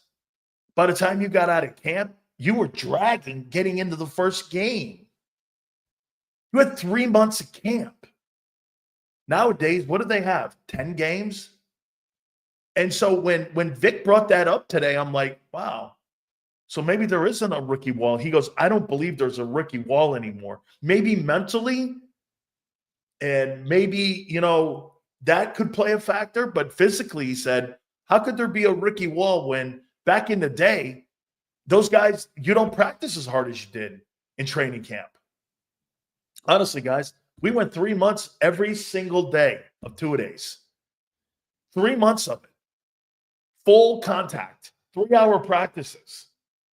Those things were brutal. And when you're in the heat of Tampa and you're in the heat of the University of Miami, I mean, it's brutal. I could never in a million years ever get through anything like that. I mean, unbelievable. I can't even lift a box now. But I don't know how I made it and lived through that. I mean, some of the most difficult things I've ever done is go to training camp in an NFL training camp or any training camp at a big-time football program. Some of the worst things I've ever done. Okay? Who cares? That's his past. Let it go. I don't know what you said, Sills, but you're cool with me. Anthony, him and I go back and forth. And Anthony, thank you very much.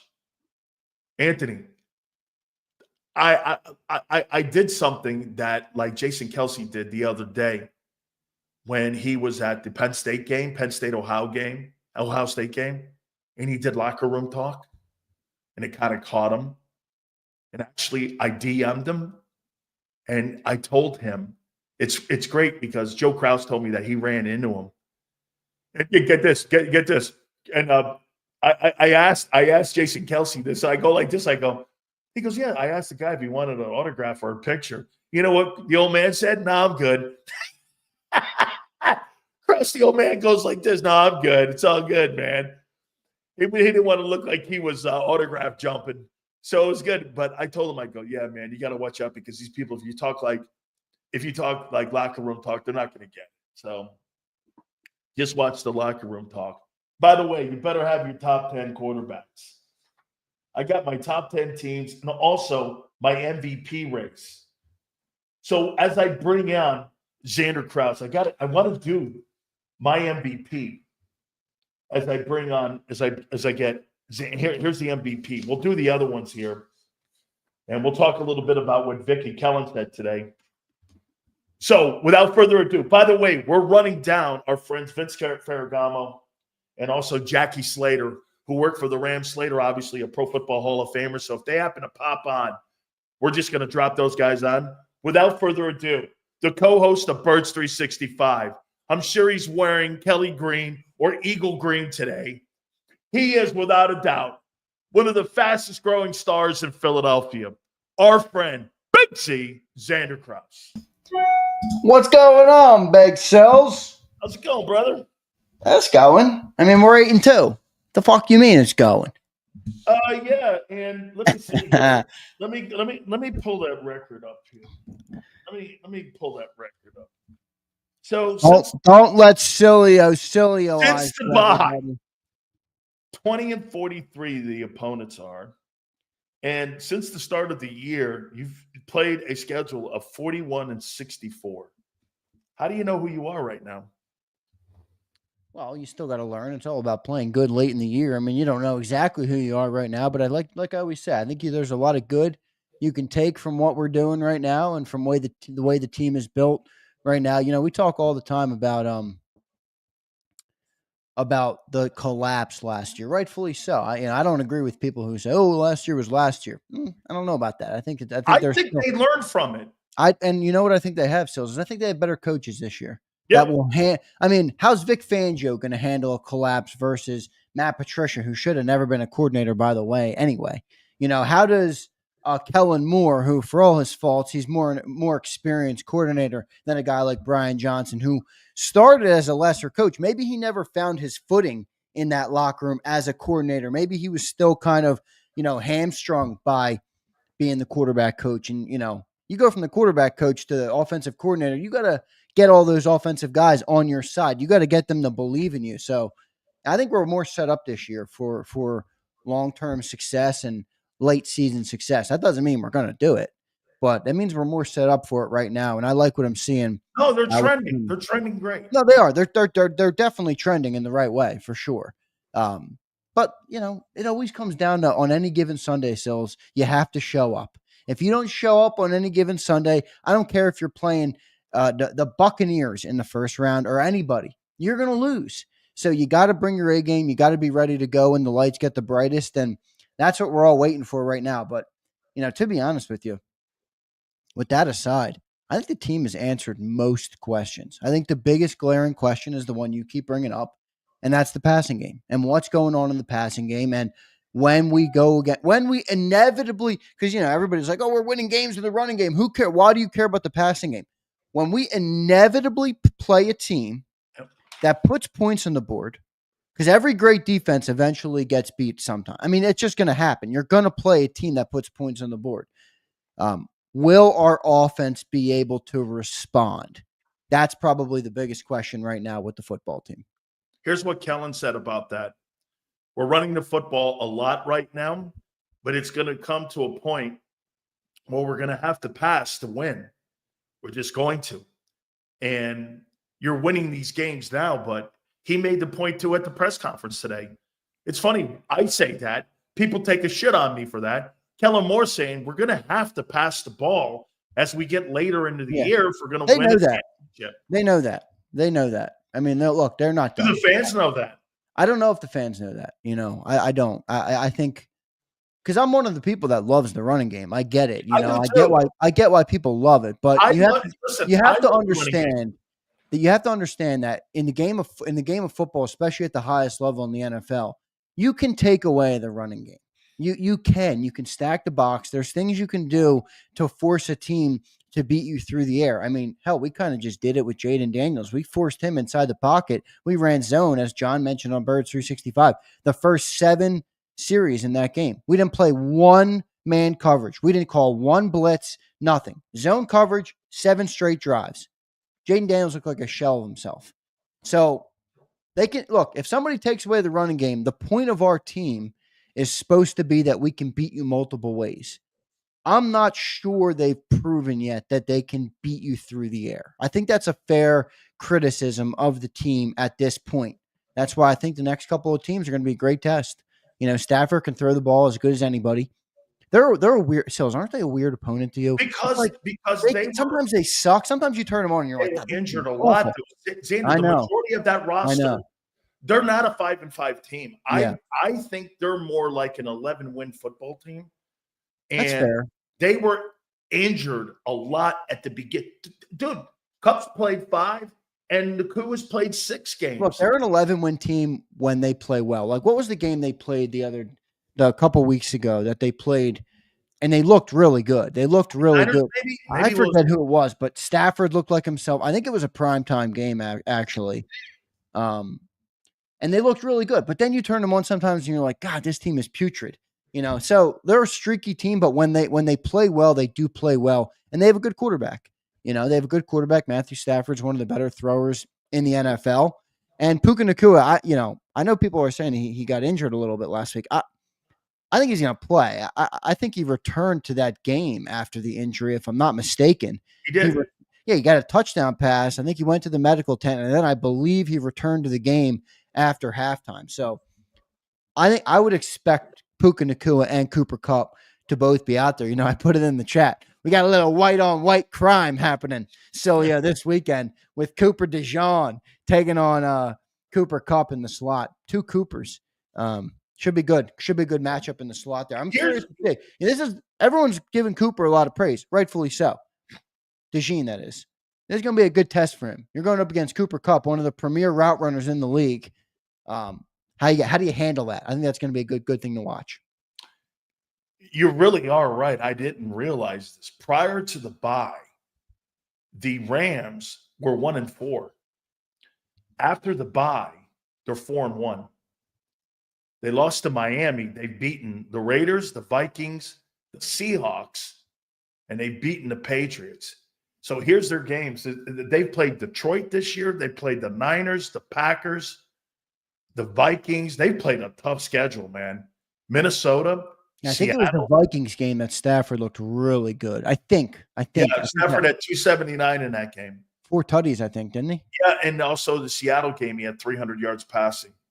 Yeah, I mean, look, he's a passer. He's a great passer. There's no doubt about that. You can't take that away from Matthew Stafford. He's absolutely a great passer. Let me break some of the shit down here. By the way, I think in this matchup, you're going to see the 4 best rookies in the league as a duo: Fisk and Verse and Cooper DeJean and Q.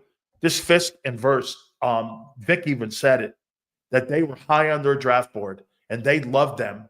And they were really thinking about potentially drafting these guys. You could sense it with him. Now, I would say this, and I said it, and I'm being honest about it. Seals, would you rather have Verse, the pass rusher, or would you rather have Q, the corner? I'd rather have the corner because I think it's more of a premium position in today's NFL. Oh, really? Even over edge? I'd rather have the corner. I'd rather have the shutdown corner. Because today the league is a statement. I don't know about that. I think Verse is great. I don't think he's. We'll see. I mean, he's still a rookie, but we'll see about Q too. Yeah, you're right. Oh, no doubt about that. We'll see how good they pan out. I still think edge rushers, though, the more premier position than corner. What corners have you seen moved? Yeah, but what's the best way to throw a great quarterback off his rhythm? Having a great corner, a shutdown. No, it's not. So you're telling me So you're telling me right now you'd rather have Max Crosby than Patrick Surtain? I think so. I don't know. Not me. I'd rather have a corner, man. Yeah, but when you build your defense, when you're building your defense, what do you prioritize first? The D line or the run? Huh? Stop the run. Well, that's where Jordan Davis comes in. They're a good run defense this year, the Eagles. The problem I have with him is he averages 21 snaps a game. And that's not good enough for me. Okay. And now I get that most of the time you're in nickel, which means 69% of the time you're going to be in third down personnel. He's going to be off the field. Now, again, I think my major problem, and I have to overcome it, is that he was severely overdrafted. Is he a good player? I think he's a good player. I do. I think he still plays too high, and I've told Clint that.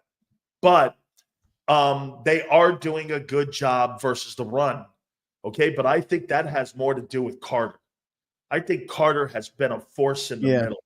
Look, Jordan's been good in that nose role. The pressure there is, or the question there is just, are you okay with that being all you get out of a guy that was drafted 13 overall? Many people are not okay with that. I'm not. I could get a third rounder. I'm not either, but I'm past it. I mean, the guy's on the team, so now I'm just going to analyze what he's doing for the team. He's been solid against, in there at the nose, but he's just not playing. Right. But as a business decision in the offseason, I'm not picking up the 50-year option for $18. Yeah, that I certainly agree with. How about the fact that the reporters and Vic is not even bringing up Huff anymore? Yeah, I mean, I wonder what no questions were asked. He didn't even bring him up. I listened. He brought up Nolan Smith, which was great to hear. Yeah. I'll give you a secret on a coach like him. If he mentions you, that means you're in his thought process as a guy that he trusts. My coaches were always like this. They would always say this, Jerome, Stubbs, Sileo. And I used to always get fucking nuts when my name was third because I always knew that the priority was those two. When I started hearing Jerome in my name, that's when I started going, oh, wow, they're starting to think more of me. And that means I'm more in sight because here's what happens with coaches. Nick said it today. Vic is constantly watching game film. He's constantly watching game film. He's constantly watching game film. When guys shine, Xander, and guys show up, that starts a memory and a muscle memory when you start to hear him talking about those guys. I'll tell you what, his praise for Q may not sound like a lot, but it is a lot. That guy praises that kid more than you think. When he goes, he's just getting better and better and better. This is the same guy that drafted Patrick Surtain. Okay? I mean, he's getting great love. That's a good point. He is the one that drafted Surtain. It's a good point. I mean, think about that too, man. I mean, I do find it. I think it's a good topic. We had a lot of people in the chat who said cornerback as well. You think corner is more important than an edge? I think it's more I think it's more the premium position. Is that because they're more the way of the NFL today with the passing games and the zone defenses and the soft zone coverages? The game's more in space, right? And it's more collegey. Let's be real. It's more collegey. Yes. And you know what? And that, by the way, all super chats will be read. Here's the one thing, though, that I think why you have that is because, again, Vic says it. Dude, when you're in space like that, you have to have open field tacklers. And I've been exceptionally shocked on how good of an open field tackler Cooper DeJean is. He's impressive. That has really been something to me. And I can't believe both of those guys, how good of open field tacklers they are. And I think that's one of the reasons why those guys are really shining is because, hey, I don't think Sidney Brown's a very good open field tackler. I just don't. I think he's a good hitter. And I think he he is a gunner. He runs to the ball quick. You might be right, though. I don't think we've seen enough of it. He runs through players. I'm not saying he's not. Yeah. We haven't seen enough of it to know. I'm not ready to say that. Last year, I think he over pursues. Hey, real zeal. I think Zach Bond is great in space. I think he is. I mean, it's interesting. How many times do you see him in space? It's interesting with the point about Cooper DeJean because I wonder if that's going to force them to keep him inside on the slot, even though I think he's good enough to play outside. But they might keep him there because it's closer to the line of scrimmage, closer to the ball, closer to the action. He's such a good tackler. It's interesting. Have you seen the Cooper DeJean song that's going around on Twitter? Oh my God. Every time it's been playing in my head all freaking day. Cooper DeJean is not a safety. It is so funny. I forget where I saw that, but I saw it somewhere on fans love him. On the Twitterverse. I saw it somewhere. It was pretty good stuff. I don't know if anybody saw that in the chat. It's really funny. How about when Vic was talking about Jim Johnson? I didn't realize that Jim Johnson was a USFL guy too, and I had forgotten that he was with the Oklahoma Outlaws, and he was also with the Jacksonville team. And those guys were all – that league was so – not this thing that you see, this UFL with merge. That's not near – that USFL had great foot – Jim Kelly was in that league. Reggie White was in that league. There were so many great football players. And Vic and him said something that kind of reminded me of Jim Johnson, and that is, hey, putting players in positions that utilize their skill set. That's exactly what he has done, is utilize these players' skill set. There's no doubt. I mean, Xander, it's basically the same scheme as a year ago, but what's different? I think communication. I think the secondary's communication. He mentioned it today. Yeah, did you hear it? Did you see who he said handles it? Reed. Reed in the secondary. He Yep. said Reed is the most important guy when it comes to communication because he sets everything up back there. Yeah, he's the one who communicates with the linebackers. And Kobe Dean. I didn't know that until he said that. Yeah, it's pretty good. It's pretty impressive. Reed's playing really good, man. Reed deserves a lot of credit, I think.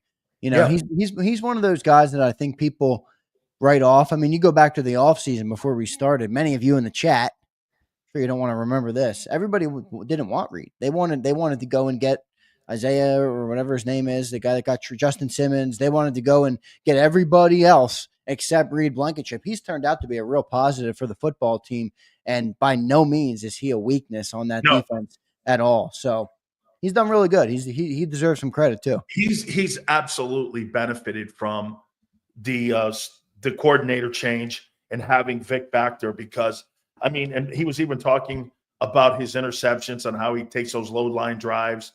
I'll make a point to you right here, Xander. They're 8-2 right now, and their depth chart here. By the way, all supers will be red. If I had to pick Pro Bowlers, not all pros, and I do vote on this, Hurts is going to make the Pro Bowl. Barkley's going to make the Pro Bowl. I don't believe AJ will. I don't believe Devontae will. It's an uphill battle for both of those guys because of the games they missed and the numbers. And the numbers. Are they Pro Bowl players? Of course they are. Yeah, they definitely are. They're not going to make it. So you got Hurts and Barkley. Malata won't make it. Dickerson will clearly make it. Jerkins will make it. And Lane will make it. So 1, 2, 3,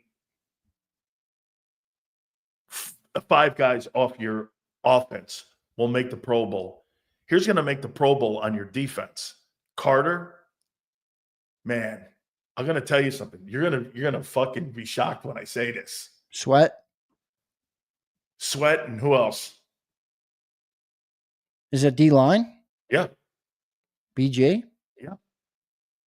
You know why? Here's why. Bond won't make All-Pro. Why? You don't have the name. If you make All-Pro, can you not make the Pro Bowl? Yes. You can or can't? Yeah, you can. Both?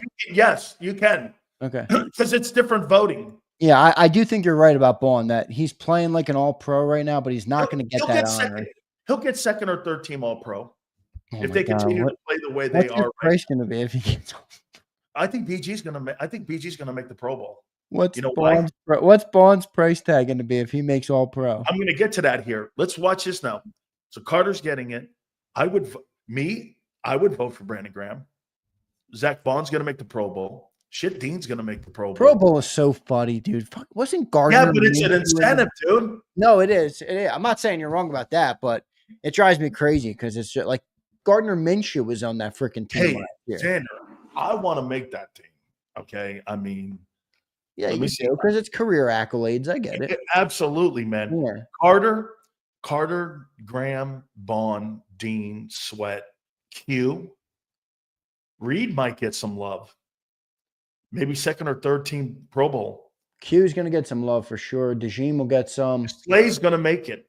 Slay will probably make it. I don't know. He's missing some time. I don't know how many games he's missed, but he's out there. Slay's going to be close. I don't believe DeJean will make it. Twiz, I didn't say you were crazy at that. I said 10 and got called crazy. I don't think they're going to go that high though, Twiz. I think you're going to. I said he was crazy for saying 12 to 15. I think you're going to have 10 people make the Pro Bowl this year.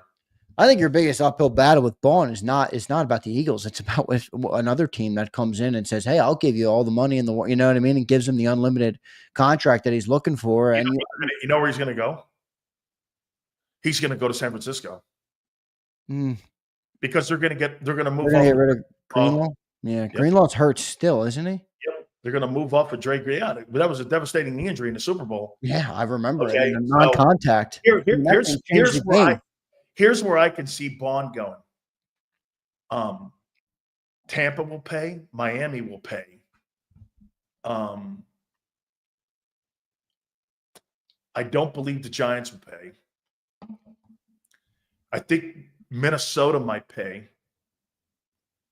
There's no doubt Seattle has to always overpay to get people to go up there. Always has been. I would never play in Seattle. It's not that bad up there, dude. I took a trip up there. It's not that bad. No, people like it. A lot of people like it.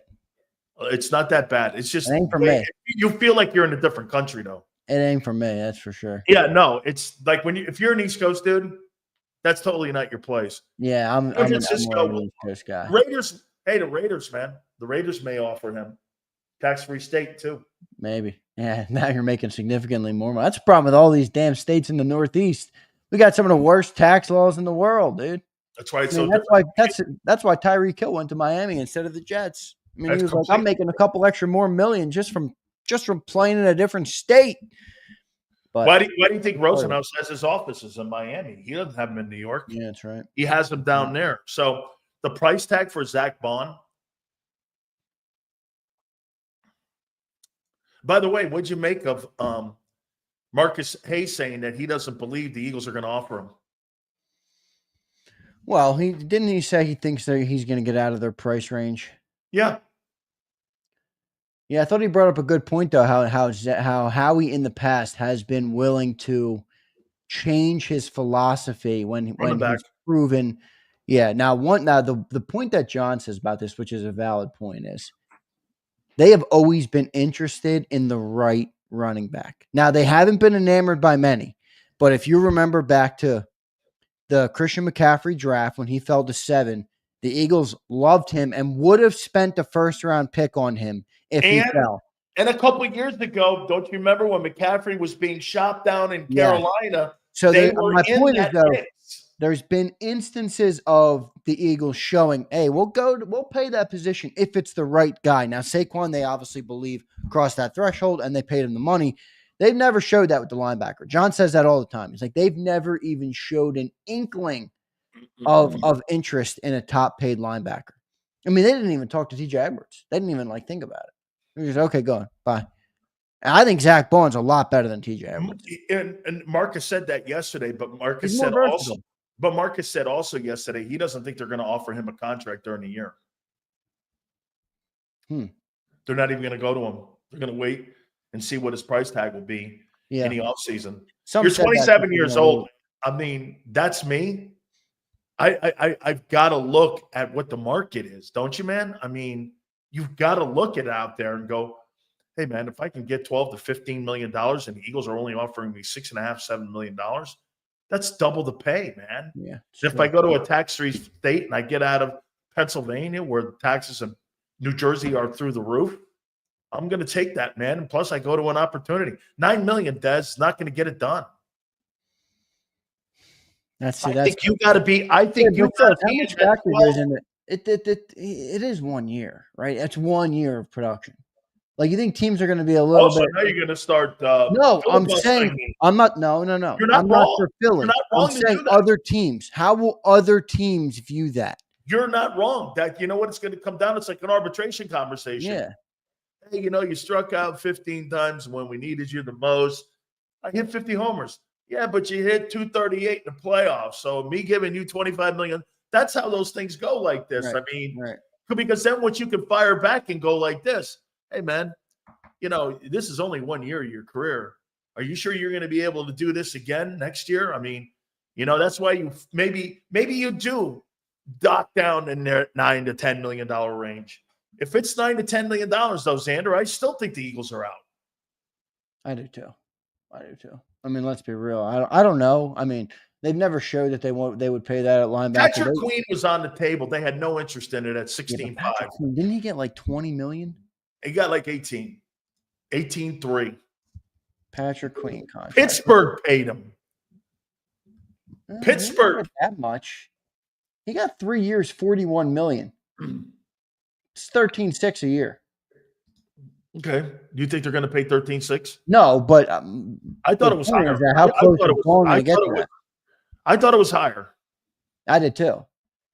How close will they get? How close will Bondsworth get to that? What if they win the Super Bowl? And the defense is the catalyst in it. I think it's how far they go and how that defense plays. That could change it for better or for worse, though. Let me put it to you here. I'll show you something here. Let me say this to you, man. If this Remember, guy, look, I like Howie. He's done a good job, but he's got an ego. Like if they go to the Super Bowl with a guy that he paid 1.6 for, don't you think there's also a line of thinking that Howie would be like, I could do it again. I can do that again. Yeah. I'm not paying $12 million. And then everybody in Philly will go, yeah, well, what happened in 23 then when you had that cascade of busts and bums? Yeah. Now you will have some more consistency this year with Nakobe Dean coming back. He's obviously still got a couple years left on his deal, so you'll have that. It's just a question of whether Bond will. This is why I don't believe how we can do it again. When has he ever drafted a guy outside? It looks like Dean somebody, but name me another linebacker this guy has ever in his life drafted. Linebacker, no. I mean, linebacker, no. So I don't believe that he has an eye for linebacking. No, you're right about that. But you know, I will say this. I mean, you beat Howie Roseman up a lot. I gave him some credit this morning.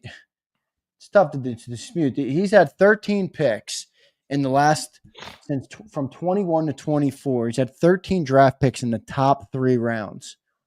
Devontae Smith, Landon Dickerson, Milton Williams, Jordan Davis, Cam Jurgens, Nakobe Dean, Jalen Carter, Nolan Smith, Tyler Steen, Sidney Brown, Quinyon Mitchell, Cooper DeJean, and Jalix Hunt. Now, I'm not saying every one of those is a home run, but they're all competent.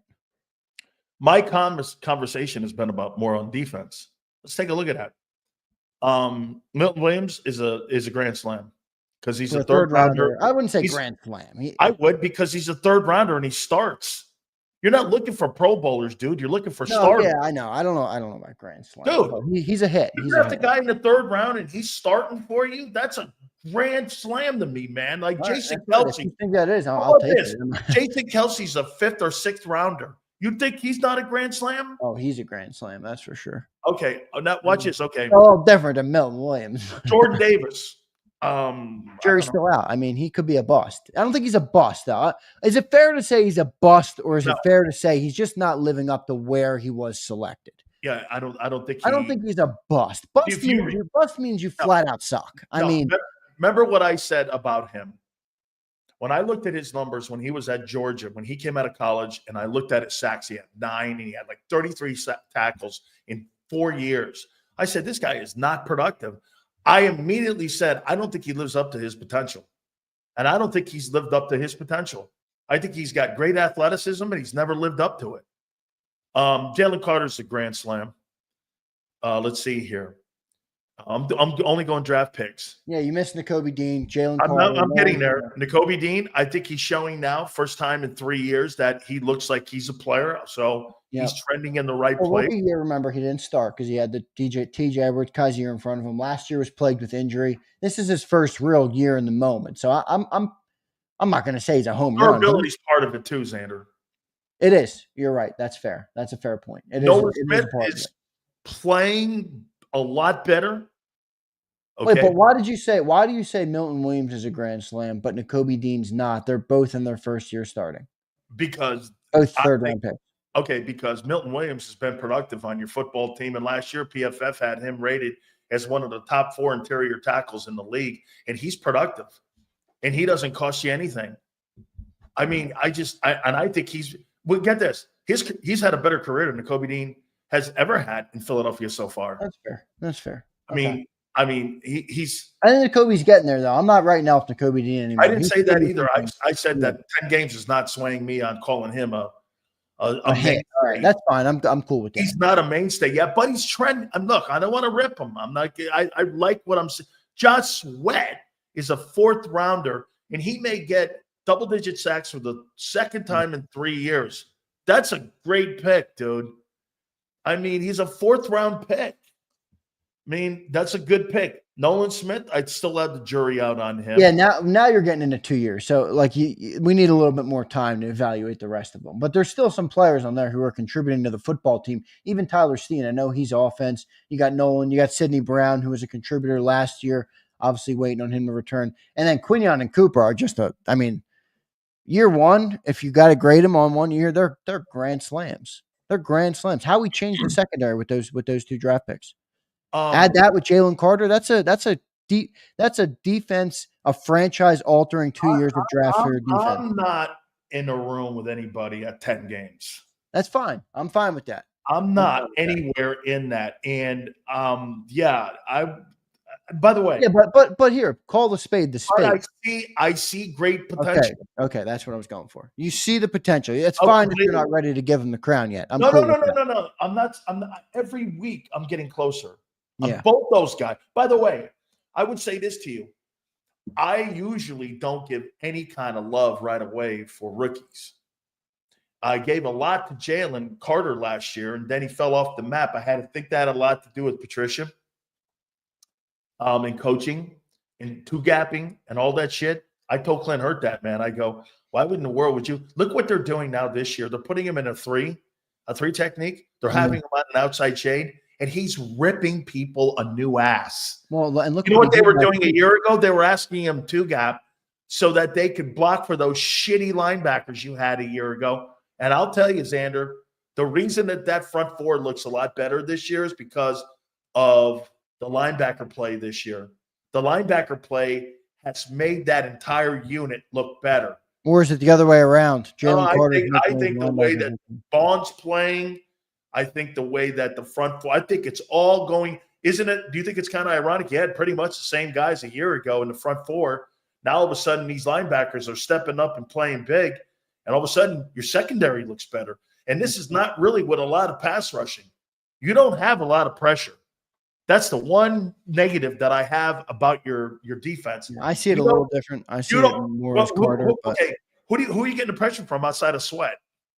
Well, I think Carter's wreaking havoc on the inside a lot, and that's what's setting everybody up. I mean, it's allowing the linebackers to make tackles downhill. I think that's making it life easier on your secondary. Yeah, but come on, you don't quantify Jalen Carter's play on sacks. Hargrave had 11.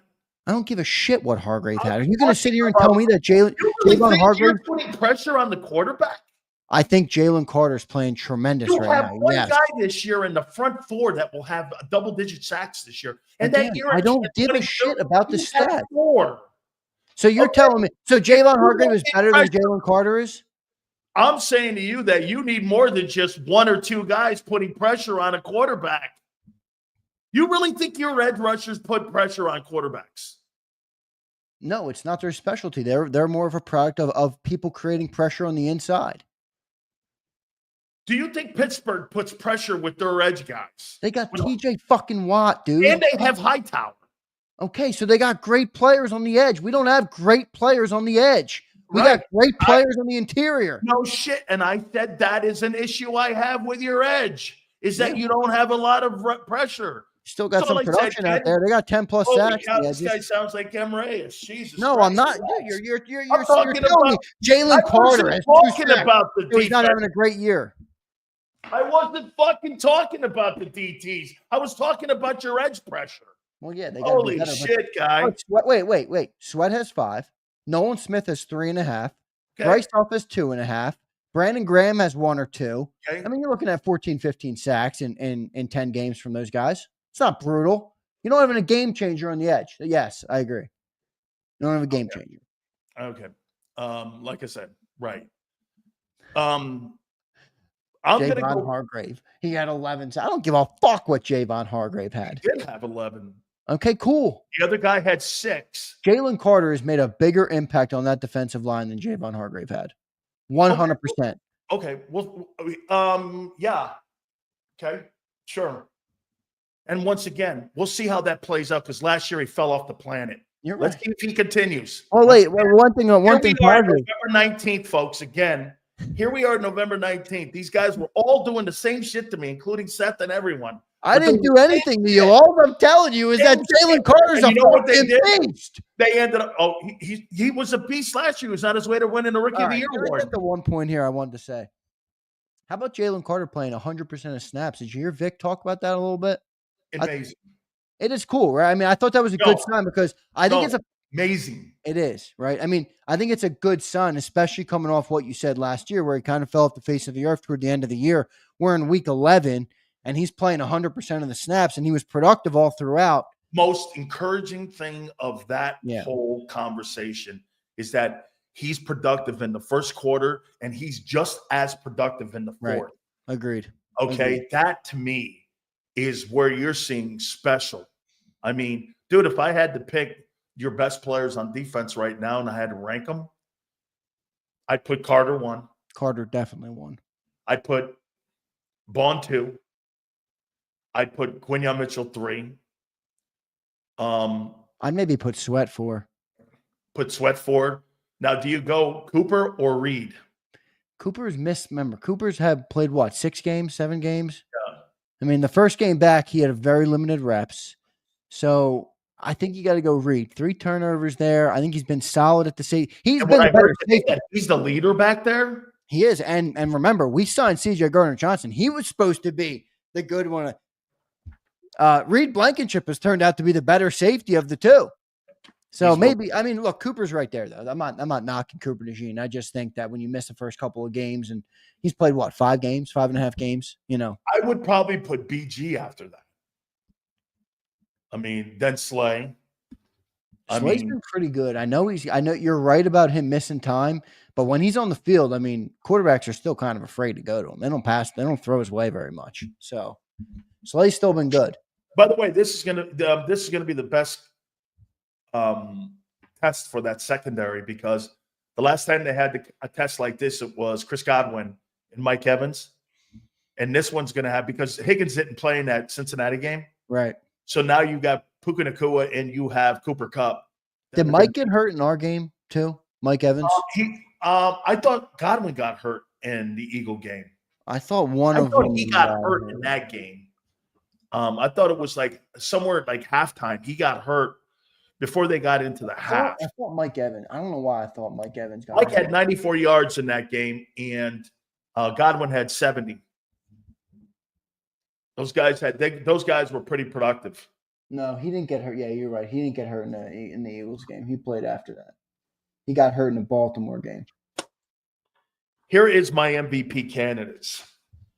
I turned it in today to NFL alumni. Oh, I'll be interested to hear this. What is it, your top 5? Top 10. Ooh, top 10. Whoa, you're going deep. Oh, I have to fill out a ballot. By the way, guys, here, you want to hear something really fucking ridiculous? Lou Groza sends me a ballot. It's fucking place kicker. What do I know about fucking place kickers, man? I don't know anything. Fucking place kicker ballot. Wait, what place? Hey, by the way, I voted for my boy Restrepo, and I get the guy from Ole Miss, and I put your dude third for the Blending. Ryan Williams. Okay, yeah. That's cool. Yeah. I put him third. All right, that's Xander Bias, by the way. You ready? Okay, here's my 10 for my MVP vote. I got Derrick Henry at number 10. Whoa, low. Okay. I've got C.J. Stroud 9. I got Kyler Murray 8. He's climbing. I got Joe Burrow 7. You know what's crazy, real quick before you keep going? Joe Burrow is having an unbelievable season. He's going to throw for 50 touchdowns. He is literally stuck in hell in Cincinnati. He is. It's brutal. I mean, everybody, how do you have Joe Burrow top 5 on your quarterback list? Guys, go look at what he's doing. It's insane what he's doing. They're just do you demand to get out of there, or do you eat the contract because you're making $55 million and you're Ohio kid anyway? He doesn't have leverage that way. He can't get out of there. What's he going to do? I agree. But they're going to waste his entire career. It's a shame. It really is. I got Justin Herbert 6. I got Patrick Mahomes 5. I got Saquon Barkley 4. I like it. I got Goff 3. I got Lamar Jackson 2. And I got Allen 1. So here, Henry 10. I think I'd have the exact same list as you. I'd flip maybe 2 people. I'd probably right now put Goff ahead of Lamar. I'm sorry, dude. Lamar's losing too many games. He's 7-4. Jared Goff's 9-1. Right? I think Barkley is the best non-quarterback right now, and most valuable non-quarterback in the league. I agree with that. Okay. I mean, if he continues to go, I don't know if he's going to make a push because Allen and Goff and Lamar, and of course Mahomes is going to make a stretch run too of it. Yeah. I think Barkley has been a superstar. All right, before we get to the super chats, did you happen to put your list of quarterbacks together? I can get it. All right. Let me see. So Let me look through my Sileo notes and get my quarterbacks. I have my top 10. By the way, we'll do later on. We'll do the top 10 teams. All right. Here's my QB list. Okay. I have a couple big risers this week. Okay. You want to go first or me? Go ahead, brother. All right. This is the Big Sill Show. I'm just here for the ride. Big Sill's top 10 NFL quarterbacks. Number 10. I got Jordan Love at 10. Number 9. I've got CJ Stroud. Number 8. I think this is going to be a shocker to people. I have Russell Wilson. Number 7. I've got Kyler Murray, Arizona. Number 6, I got Justin Herbert. Number 5, I got Joe Burrow. Number 4, I got Mahomes. Number 3, I have Lamar. Number 2, I have Goff. And number 1, I have Josh Allen. So, Love, 10, Stroud, 9, Wilson, 8, Murray, 7, Herbert, 6, Mahomes, 4, Lamar, 3, Goff, 2, Allen, 1. That's a good list. I like your list a lot. You got no Hurts, though. Russell Wilson can't win the MVP because he's not played in enough games this year. So, but if we're talking about a guy who's helping his got no Hurts? Really? Who? Hurts is probably like 11 or 12, somewhere down there. This motherfucker. It's a good list outside of that. I mean, it's a good list. Like 11 or 12. I mean, yeah. It's a good fucking list. I'll give you it. It's a good list, guy. Don't get ahead of yourself. It's a solid list. Okay. All right. I'm crafting mine. I'm almost done. All right. It's in my top. What I will confirm to everybody, Jalen Hurts will be in my top 10 list. Really? Where will he fall? We will. Guy's not a top 10 player at this position. All right. You want to hear my top 5? Yeah. I got 5. Right? Then we're going to. I'll give me your top 5. Oh, my God. Give me your top 5. Ryan, Xander's list will stink. Fuck you, Ryan. Hey, doesn't he say fuck better than anybody you know? I got a great fuck. All right. 1, Allen. Dude's playing lights out right now. Silio's creaming himself over there with Allen at number 1. 2, I'm going Lamar. 3, I'm going Burrow. I just love watching that guy play football. I don't have a problem with that. I just like the guy. 4, Mahomes. You could easily put him higher, but dude, don't you feel kind of bad putting him down there outside of I do. I'm like 4 Mahomes, 3 Super Bowl. You know where I think the conversation with Mahomes is interesting because I do think people got to shut up a little bit about Mahomes. Or it's like, oh, he's got interceptions. I don't really care. He's got 3 rings. But you know where he might be hurting himself? He might be hurting himself in 10, 15 years from now when we're having GOAT conversations between him and Brady. Yeah. He's got to clean up some of these interceptions, no doubt. He does. 5, I put Goff. 6, I might go Herbert. Yeah, Herbert's playing really great football he's now. Starting to find, and I think he's always possessed that skill. Yep, great coaching. And now he's got good coaching, and it's starting to come together with Herbert. Yep. So I went 6, Herbert. I'm going Hurts at 7. No. Hurts at 7. Hurts at 7. 8, I'm going Stroud. 9. You had Russell Wilson and Kyler. I had Russell Wilson at 8. Yeah, I'm going Kyler Murray at 9. And I'm going to go Russ at 10. No, that gives me no Jaden Daniels. Did you have Jaden Daniels in yours? No. So, wow. So you went from 4 to outside the top 10 in a week. That's that Philadelphia Eagles defense. Ruined them. 4th. I don't see how I'm going to put. I don't see I'm going to put Daniels ahead of Russell Tyler or Russell right now. Dude, Russell Wilson is playing great football right now. By the way, Who do you think has a better defense, the Steelers or the Eagles? Who's the best defense in Pennsylvania? I think the Eagles have the better defense. I think Steelers are more aggressive, more physical. They took apart that fucking Atlanta team. Yeah, they did. But remember, they're built very different than we are.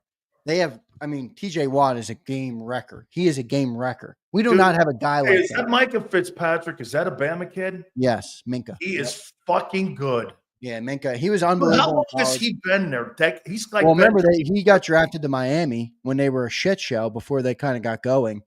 And he was traded to Pittsburgh, and they gave him the long-term contract there. Dude, he's a great player, man. He just seems to have been there a long time, man. Yeah, he was a special college player. He was at Bama when I was at Bama. I'm pretty sure. Was he on that Nick Saban first national title team with Henry and them guys? No, he's old. He's younger than that.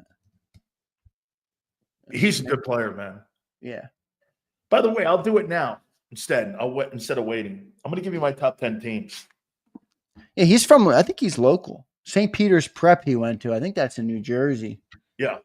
Newark. They play Don Bosco in them places. Yeah, Jersey City, New Jersey. Yeah, he's not far from here. He's a great player. They play your school, and they play Don Bosco, and that's like the Big 33 game and all that shit. Yep, they do all that. Yeah. All right, wait. Let me rattle off my QB list one more time for the great people of JAKIB Nation. James Jones. Where is Jaden Daniels? Don't worry, man. He's coming back. He'll be all right. Oh, yeah. He's not even good. He doesn't even – Sills, he might not even win Rookie of the Year. Big Z told all of you. And Flexen, you told me I was nuts. Every one of you. I said, Jaden Daniels will come back to reality before the season. If that team wins 11 games and they haven't been relevant since 97, he's a slam dunk. The Eagles will beat them twice. Bo Nix is going to win Rookie of the Year. Bo Nix. Bo Nix. Hey, James, Bo Nix is 37 years old and he's on a GI Bill. Look at Flex and relax. Okay, Flex. 2-0 versus the commies will be this year. And the greatness of Bo Nix will be holding up the rookie crown. Classic. Good. 10, Russell Wilson. 9, Kyler Murray. 8, CJ Stroud. 7, Jalen Hurts. 6, Justin Herbert. 5, Jared Goff. 4, Patrick Mahomes. 3, Joe Burrow. 2, Lamar Jackson. And 1, Josh Allen. That's the greatest quarterback list you'll ever see. That fucking bum Hurts on it is a bum list. It's a perfect list. It's a bum list. It's a perfect fucking list, everybody. Hey, what a bum list that thing is. All right, here's my top 10. And by the way, all super chats will be read. Guys, please hit the like button. Ryan. Woo! Look at Ryan. That's the first positive comment I've ever seen Ryan post, other than when he wanted me to check his name if he was eligible for the jersey win. You know, everybody's nice when you're giving away a free jersey. And then you pick the winner. It's not one of them. And they're like, hey, fuck you. Fuck you. I'm like, all right.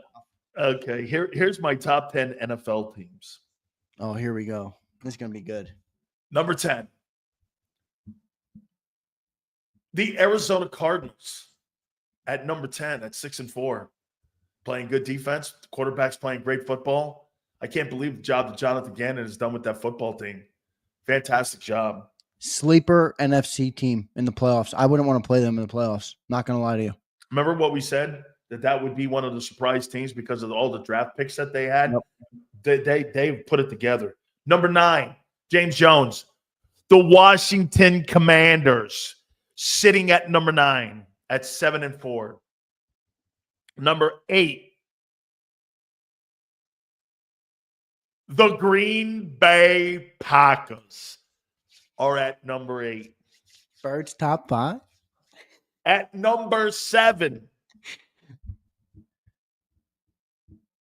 the Philadelphia Eagles at number 7. Hey, fuck that. Number 7? Number 6, the Minnesota Vikings.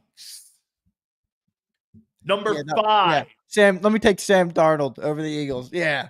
Actually, they played a better schedule than you. I don't give a shit who they played, dude. You put me under the lights late in January, and you tell me it's Sam Darnold. I say, fucking bring it. I'm telling you. Bring it.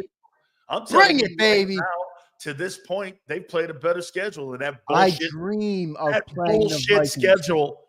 That bullshit schedule you I play. dream This of guy's played playing 4 the Vikings. teams with 2 wins. Give me I a dream of fucking playing break. the Vikings in the playoffs. I dream of it. Here.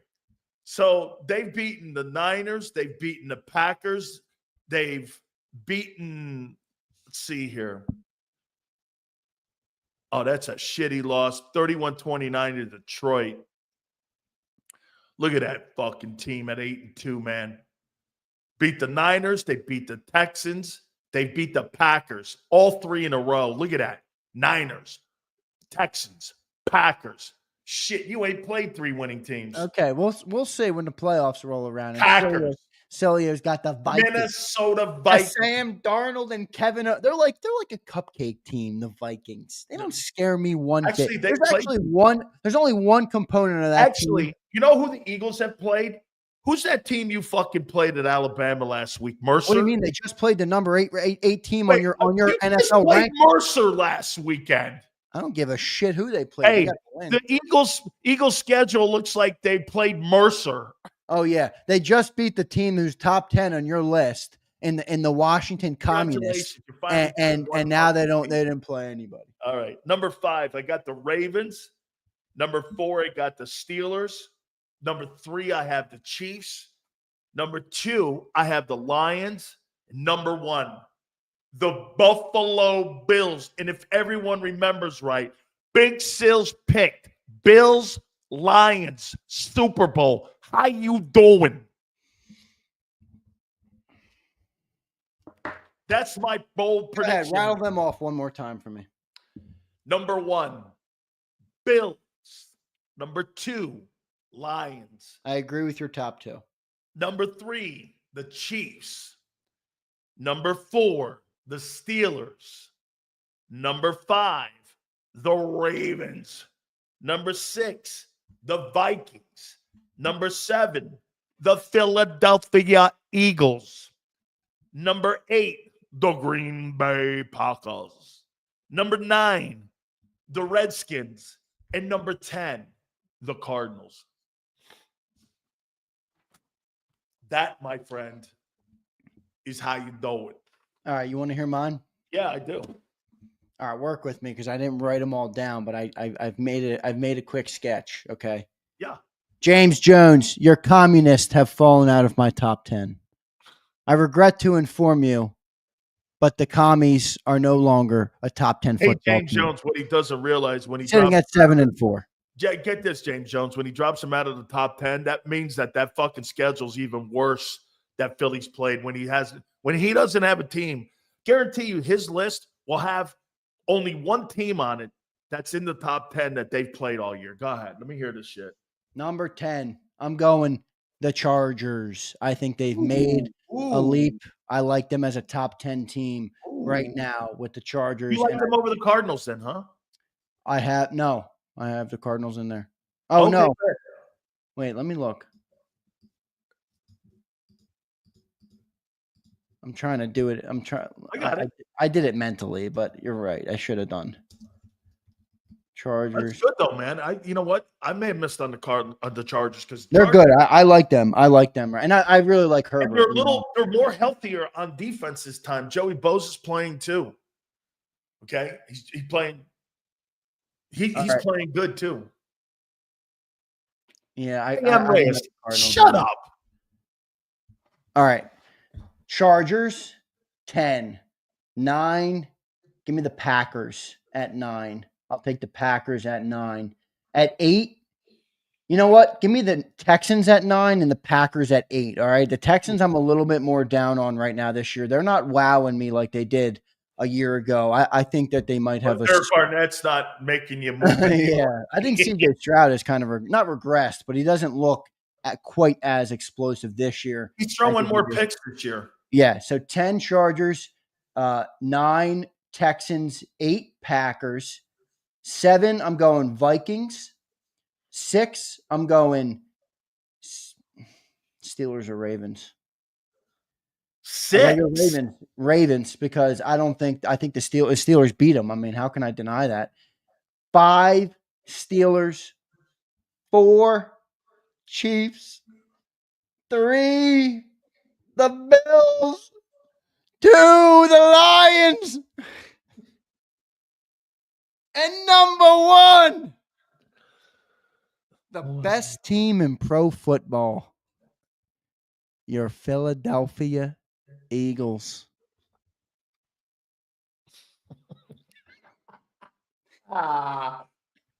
Holy shit. That's fucking.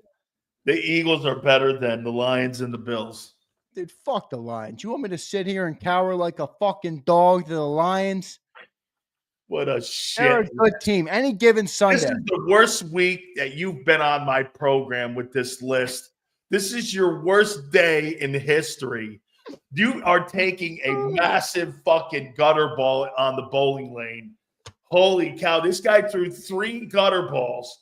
All he had to do was knock 1 pin down. Look at everyone telling me I'm tripping. Yo, Anthony, worry about your fucking self, Anthony. All right, my dog flexing. Z is high. No, I'm not flex. Hey, this guy threw 3 gutter balls, man.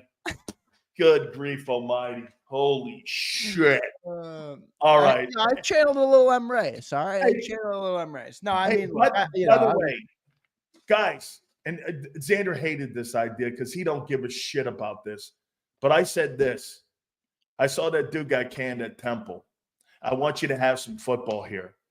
When Doug B gets fired, you should offer that gig to him and ask him to be the head coach of fucking Temple Owls. And if he doesn't get it, probably the kid, Kevin Cahill from Lehigh, should take it. But I'd offer Doug the job. Can you imagine him rolling into the link? He'd bring a lot of energy. If you want college football in Philly, you got to hire somebody. Hire Doug. Pay him $6-7 million. But then again, you guys don't give a shit about college ball in Philly, so I get it. I mean, that's Silly wants Doug. It really doesn't matter. I said, Sills, you must not have been to Philly in a while. Nobody gives a shit. By the way, I get it. I get it. I'm just trying to. Hey, I'm trying to hook you up here because we like you and me like college football. I'm just trying to help you here. I'm just trying to help you, man. Right. I mean, look at this. Look at this motherfucker. Let me tell this dude something real quick. Josh Herman. You know, this guy's, he won the jersey. He just emailed me. I just emailed him back. Yo, Josh, take your jersey and shut the fuck up. Josh, what gave that away? Right, Josh, bit of a homer. Take your jersey, wear it proud, and shut the fuck up. All right, Josh? Hey, Josh, what gave that away? He's a homer. What gave that away? He's got the city of Philly on his face. Look at him. Homer? What do you mean I'm a homer? Hey, look at, he's got the city of Philly on his face. Look at this guy. You ever see the old man? Both of them look like they were down at Geno's. Look at these 2 guys. Fucking giving me the Eagles are the number 1. Dude, you are so fucked up. I don't know what you're talking about. Your quarterback list, he's got Jalen Hurts in the top fucking 6. Yeah, 7. He's the fucking bullshit. That guy's so bad this year. I didn't get a spiked seltzer water today, did I? Is this thing spiked? Man, I don't know, man. I think you're like on crack or something, dog. Hey, let's read these super chats. We got a ton of them. They all go to the top, by the way. Please hit that like button.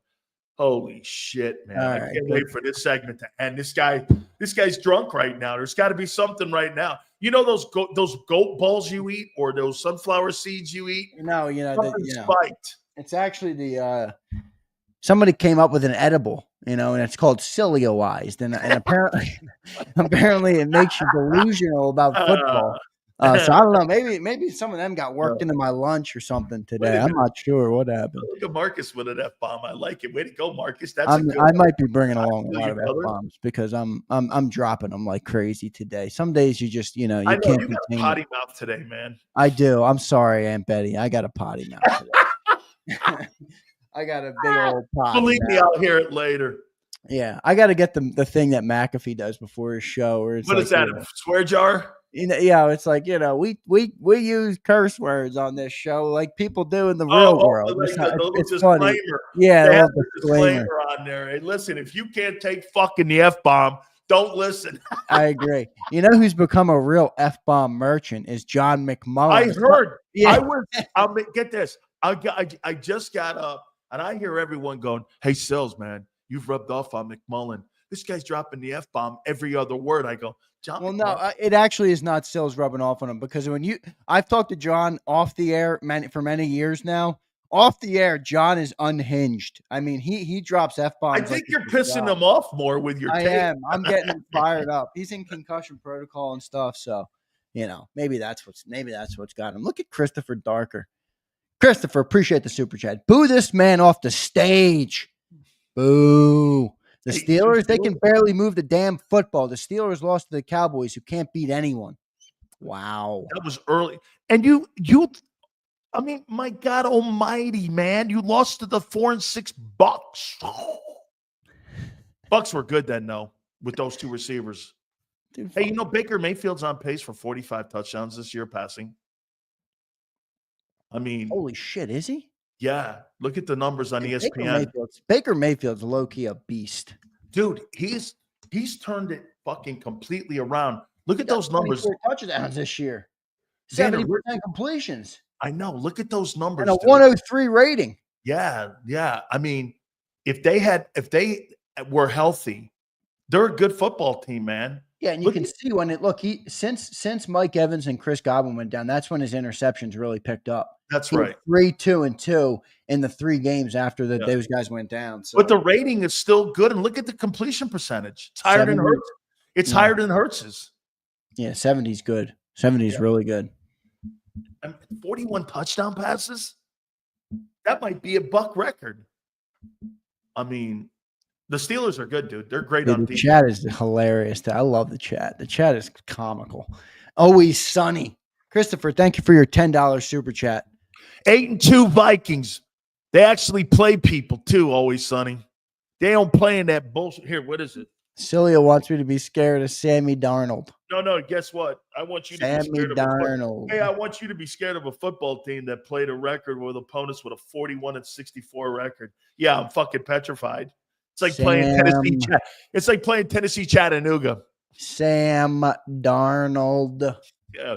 Hey, Baker Mayfield kicks your ass. Worry about him first before you worry about old Sammy.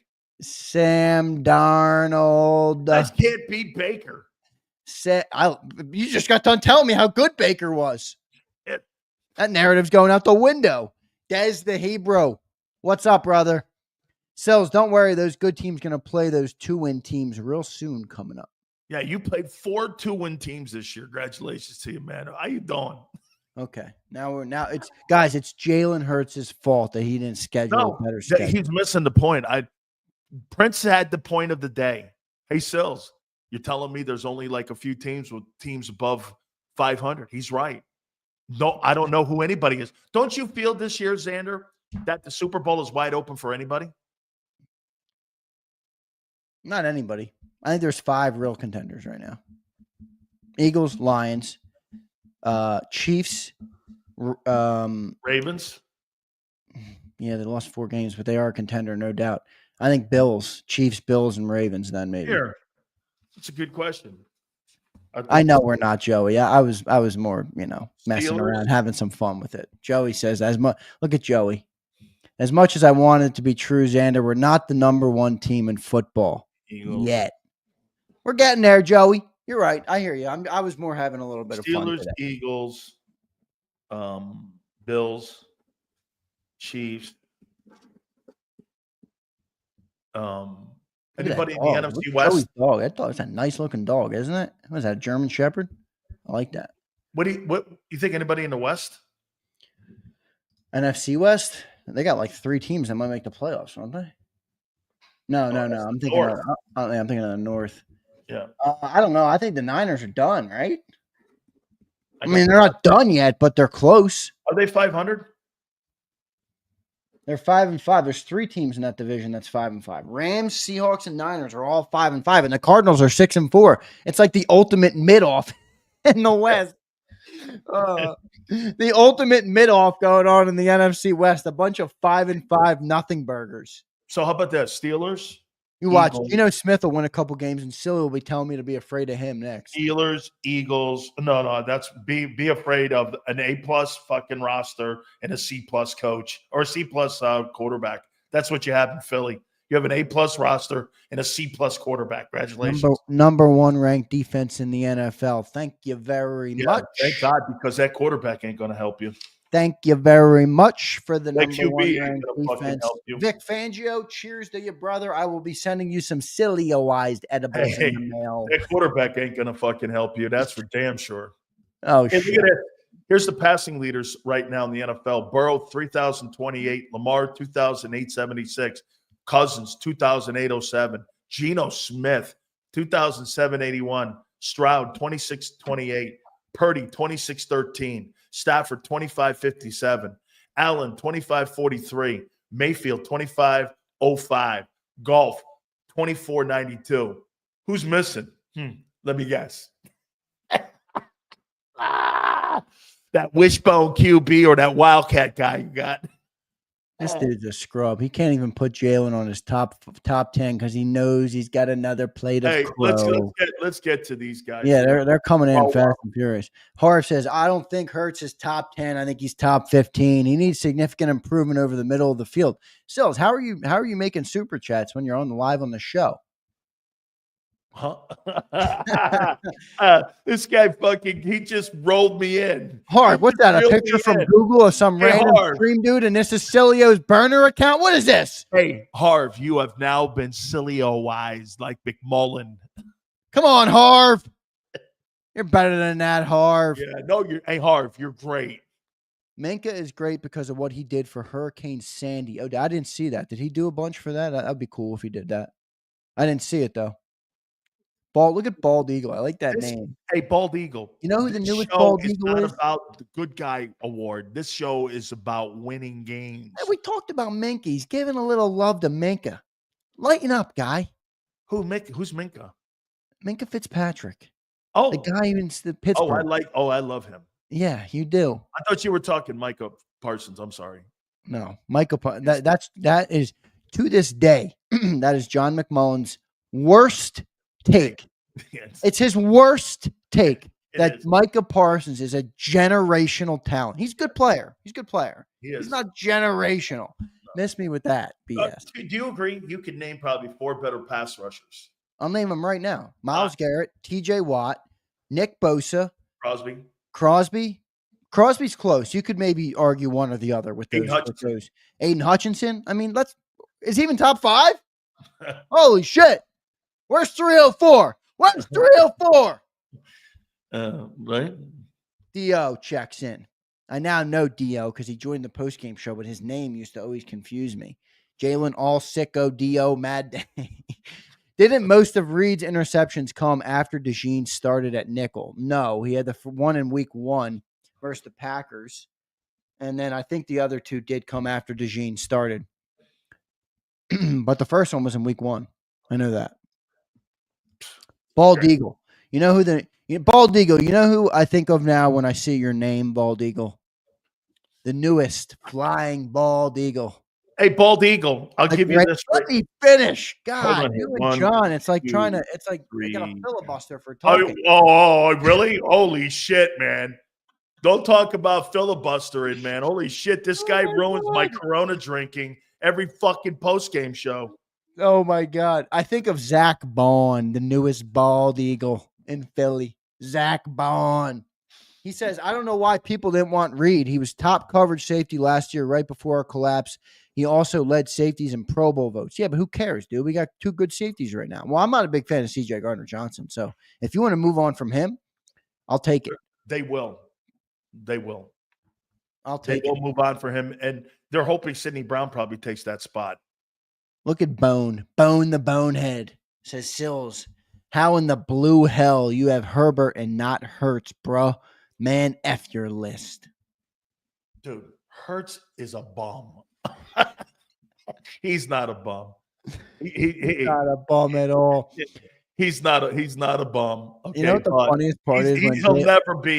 He'll never be in my top 5. When Jalen Hurts ultimately lifts the Lombardi Trophy. Yeah, okay. You know how many people will look at that and then immediately think of you is crazy. How many people? Hey, how about when the guy goes like this last year? He's sitting in the stands.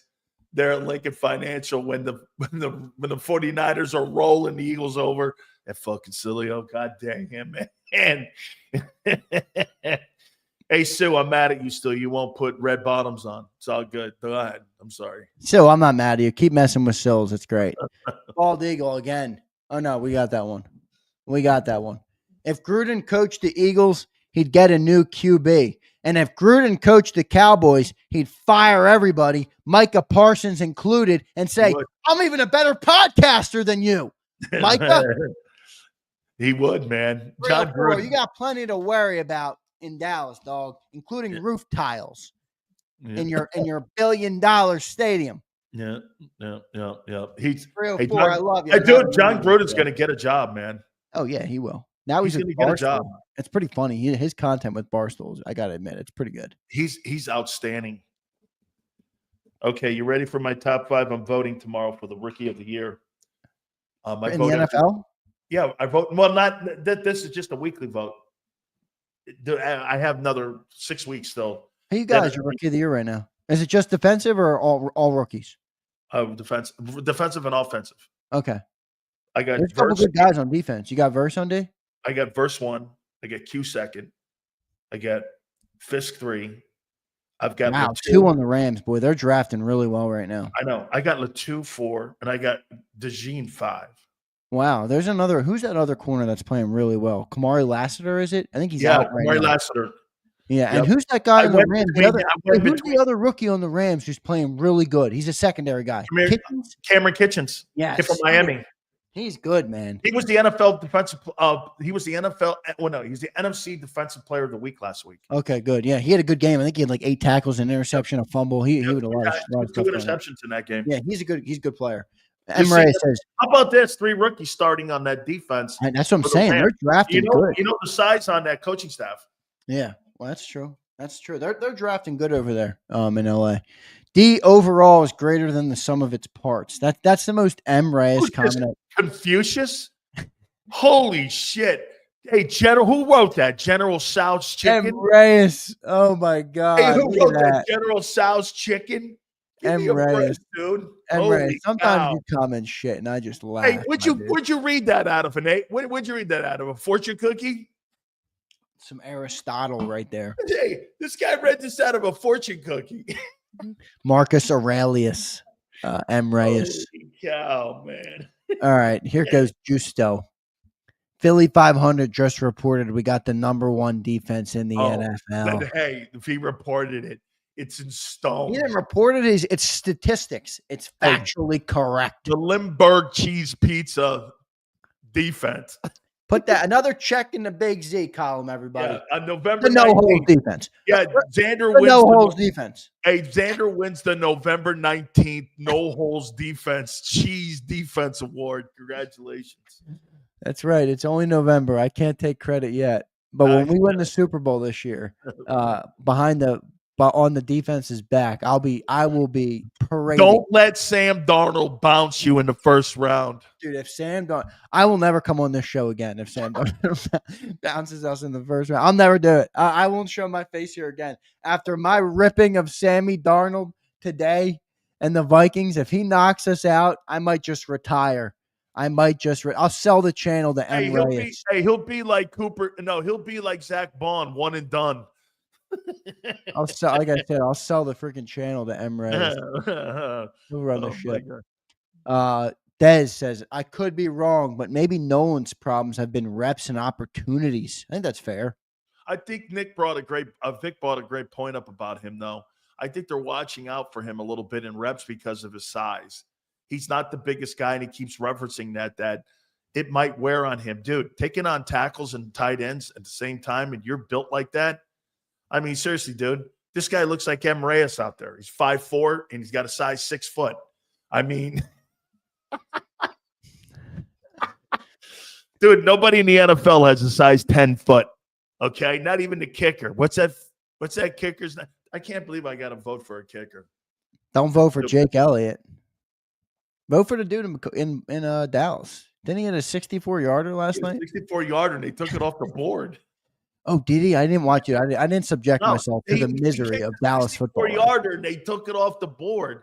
That was the head slap at Derek Barnett. Everyone's talking about the game last night. I'm like, I didn't watch no damn game.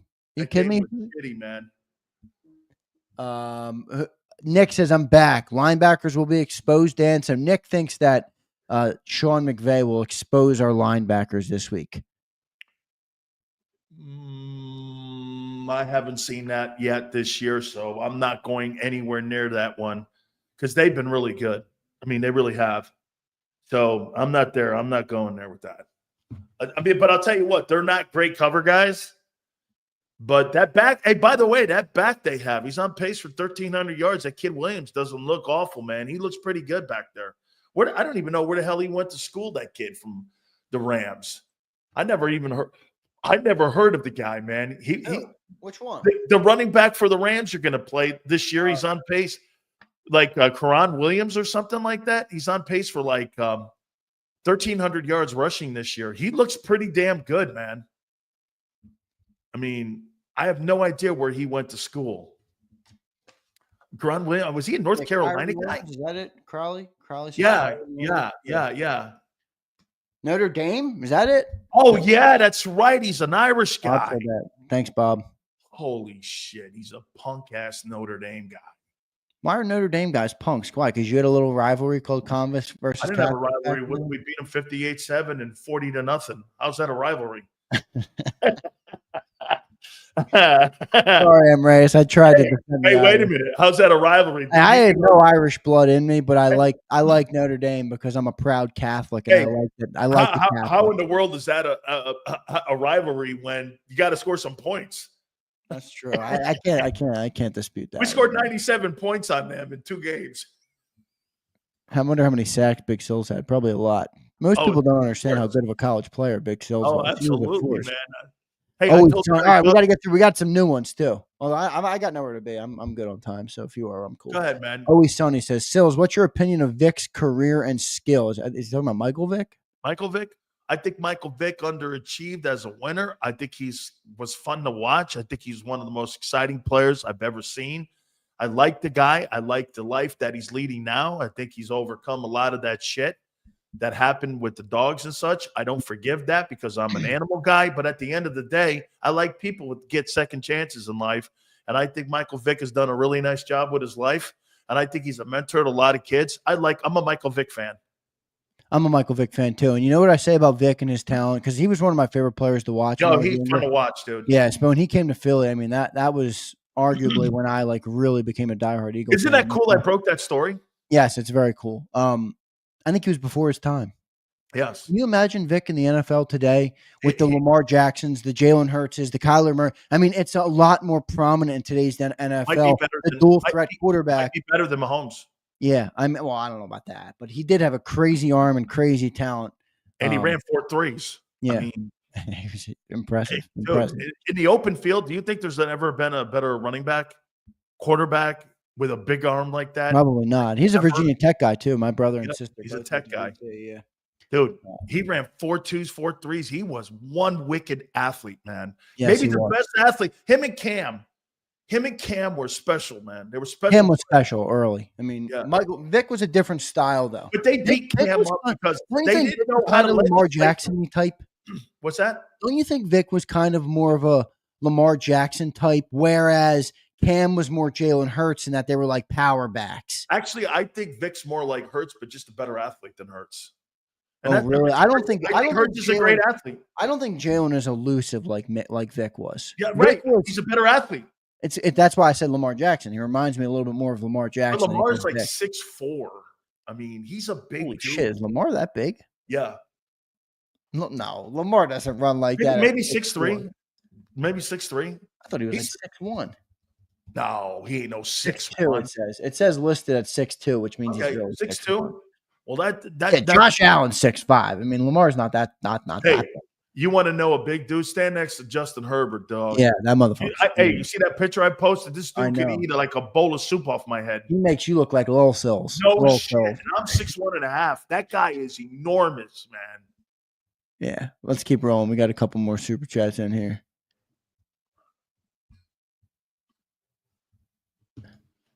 All By right. the way, we're hoping to get those guys too, by the way. Jackie Slater and Yeah, I'll drop off as soon as they check in. Yeah. We don't wipe those 304s. This is my boy, everybody. If you don't know, he's the man. He's a Dallas fan, though, so we got to pick on him right now. John Gruden would be great in Dallas. Would he go there, though, with Jerry? I think Gruden would want more say. I think John Gruden right now would go to Temple. I don't. Okay. I think he's about to make. He wants to get back into. Dude, I know, but he's about to make millions of dollars in media.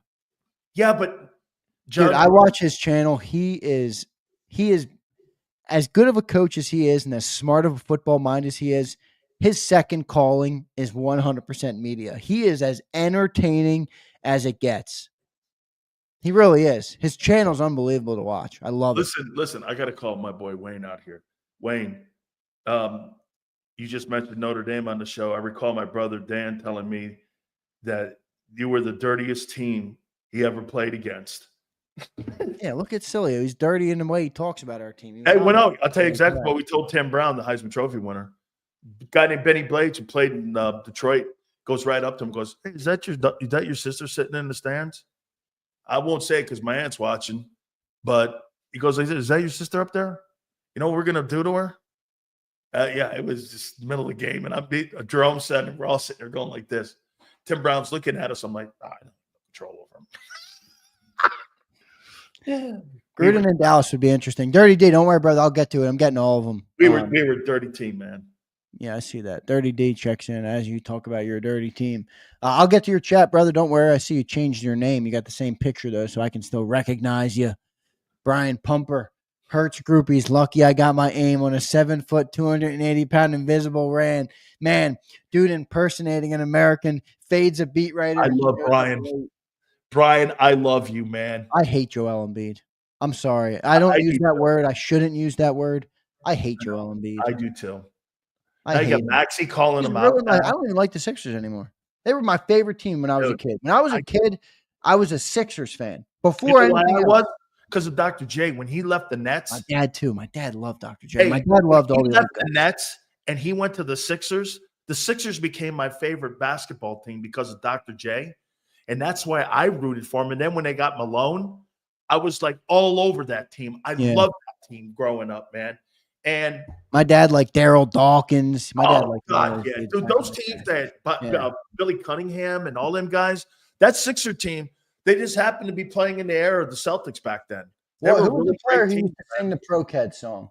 Pro Keds for all those moments. Hey, well, the first real you feel like Andrew Toney. That's it, Keith. That's it. That's who my dad's favorite was. Wow, Andrew Toney was a really great player too, dog. Was he the guy that sang Yeah, my dad liked all the OGs like that. Hey, and by the way, I'm trying to. The first true shoe guy was Dr. J with the Converses. That was. I mean, and by the way, that's right too, Josh. Allen Iverson is my favorite basketball player of all time. Allen Iverson's a goat. I love Allen Iverson. I love Allen Iverson. He got jobbed in that bowling alley. M. Reyes. That's an interesting take. I don't like that stuff, dude. Always sunny. Mike Vick was the most exciting Eagle QB to watch. Chip Kelly debut with Vick was explosive. They had like 50 off snaps in the first half alone. Yeah, they were impressive. They were. Yeah, he Michael Vick said it too. He said if he had Andy Reid early in his career, he would have been a completely different ball player. Hey, Nick. Wait, I want to do this one here. Nick, I was best friends with Bias. I went to Maryland my freshman year, and Len Bias was my workout partner. And Lenny, it's really kind of ironic that two of my college close friends, Jerome Brown and Len Bias, are no longer here. And those are two of my dearest friends. Len and I were friends. We worked out every single day my freshman year at the University of Maryland. And I was dear friends with him. And I thought he was better than Jordan. By the way, Jordan thought he was better than Jordan.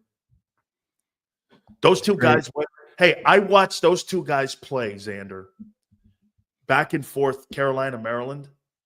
I'm sitting there at Cole Fieldhouse watching this shit, and I'm going like this. You'll never see anything like that again in your life. They called me up. I'm sitting in my dorm room at Miami, and a guy named Adrian Branch. How many people in here know who Adrian Branch is? Well, he was at Maryland, played with the Lakers a couple of years. He calls me up, and Branch says this, "Hey, man, Len just died overdose." I'm like, "What?" I never saw him drink. I never saw him do a Coke. Wow, that's a crazy story. I never saw him put a beer in his hand. And all of a sudden he gets drafted. What did he overdose on? Did they ever say? Speedball. Oof. Get this, he gets drafted that night, number 2. The next day he's dead. And you're like, they call me and they go, "Hey, he died of cocaine overdose." I'm like, "Cocaine? What?" Yeah, he never drank a beer. Dude, he never I was with that guy almost every day. I never saw him with a beer in his hand. Craziest thing I ever heard, man. Wow, really that is a crazy story. Nick, appreciate you bringing that up. I love people bringing up Andrew Toney. It reminds me of my dad. We used to shoot hoops out in the driveway, and he would go, "Andrew Toney." Great stuff. Great stuff. All right, let me keep rolling through on Super Chats here. Mitchell on Puka Sunday night. Think he's locking him up. That's going to be a tough matchup. Puka's a good player, man. Puka's a really good player. Yeah, I've been really impressed with Puka Nacua. But I got a feeling that Mitchell's going to be more game ready than Puka because Puka's missed a ton of football. I know man. he has. What kind of conditioning is he going to be in? Because Mitchell is on you like a blanket, dude. Yeah. You know what I'm liking that he does too? He gives you a little Darrell Reeves leaning on you. We know what that does, Xander. That shows you he's physical too. I mean, he's played better than I thought he was. I think he's more prepared than I thought he was. He's good, man. He is.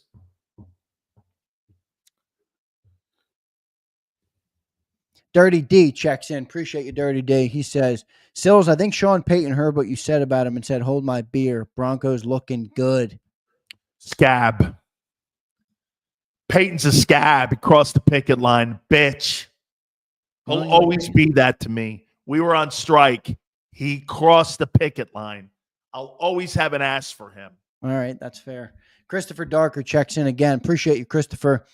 Sills strokes to Detroit, who lost to the Bucs, struggled against the Cards and the Rams. Not to mention they put up 24 in the Packers. You struggled the Browns and the JAKIB. Let me read it. They beat up on teams like last year's Cowboys. Dude, they're 9-1. They just put up a 50 burger 3 times this year. What the fuck are you talking about, Christopher? It's the fucking NFL, dude. There's going to be close games. It's a stupid take. How many games have they scored 40 or more this year? 3? Dude, the Lions have put up 53 times, I think. Oh, 50 is it? They have a couple 40 burgers too. Ready? Let's rattle it off. They put up 42 on the Seahawks. They put up 52 on the Jags. They put up 52 on the Titans. And they put, okay, so that's it. So that was 3, 40, and 50. Yeah. I thought it was 3 50s. Still, I mean, they got 3. It's 3. I mean, we haven't even put up a 40 burger yet. Yeah. Try not struggling against. And they put up 47 on the Cowboys.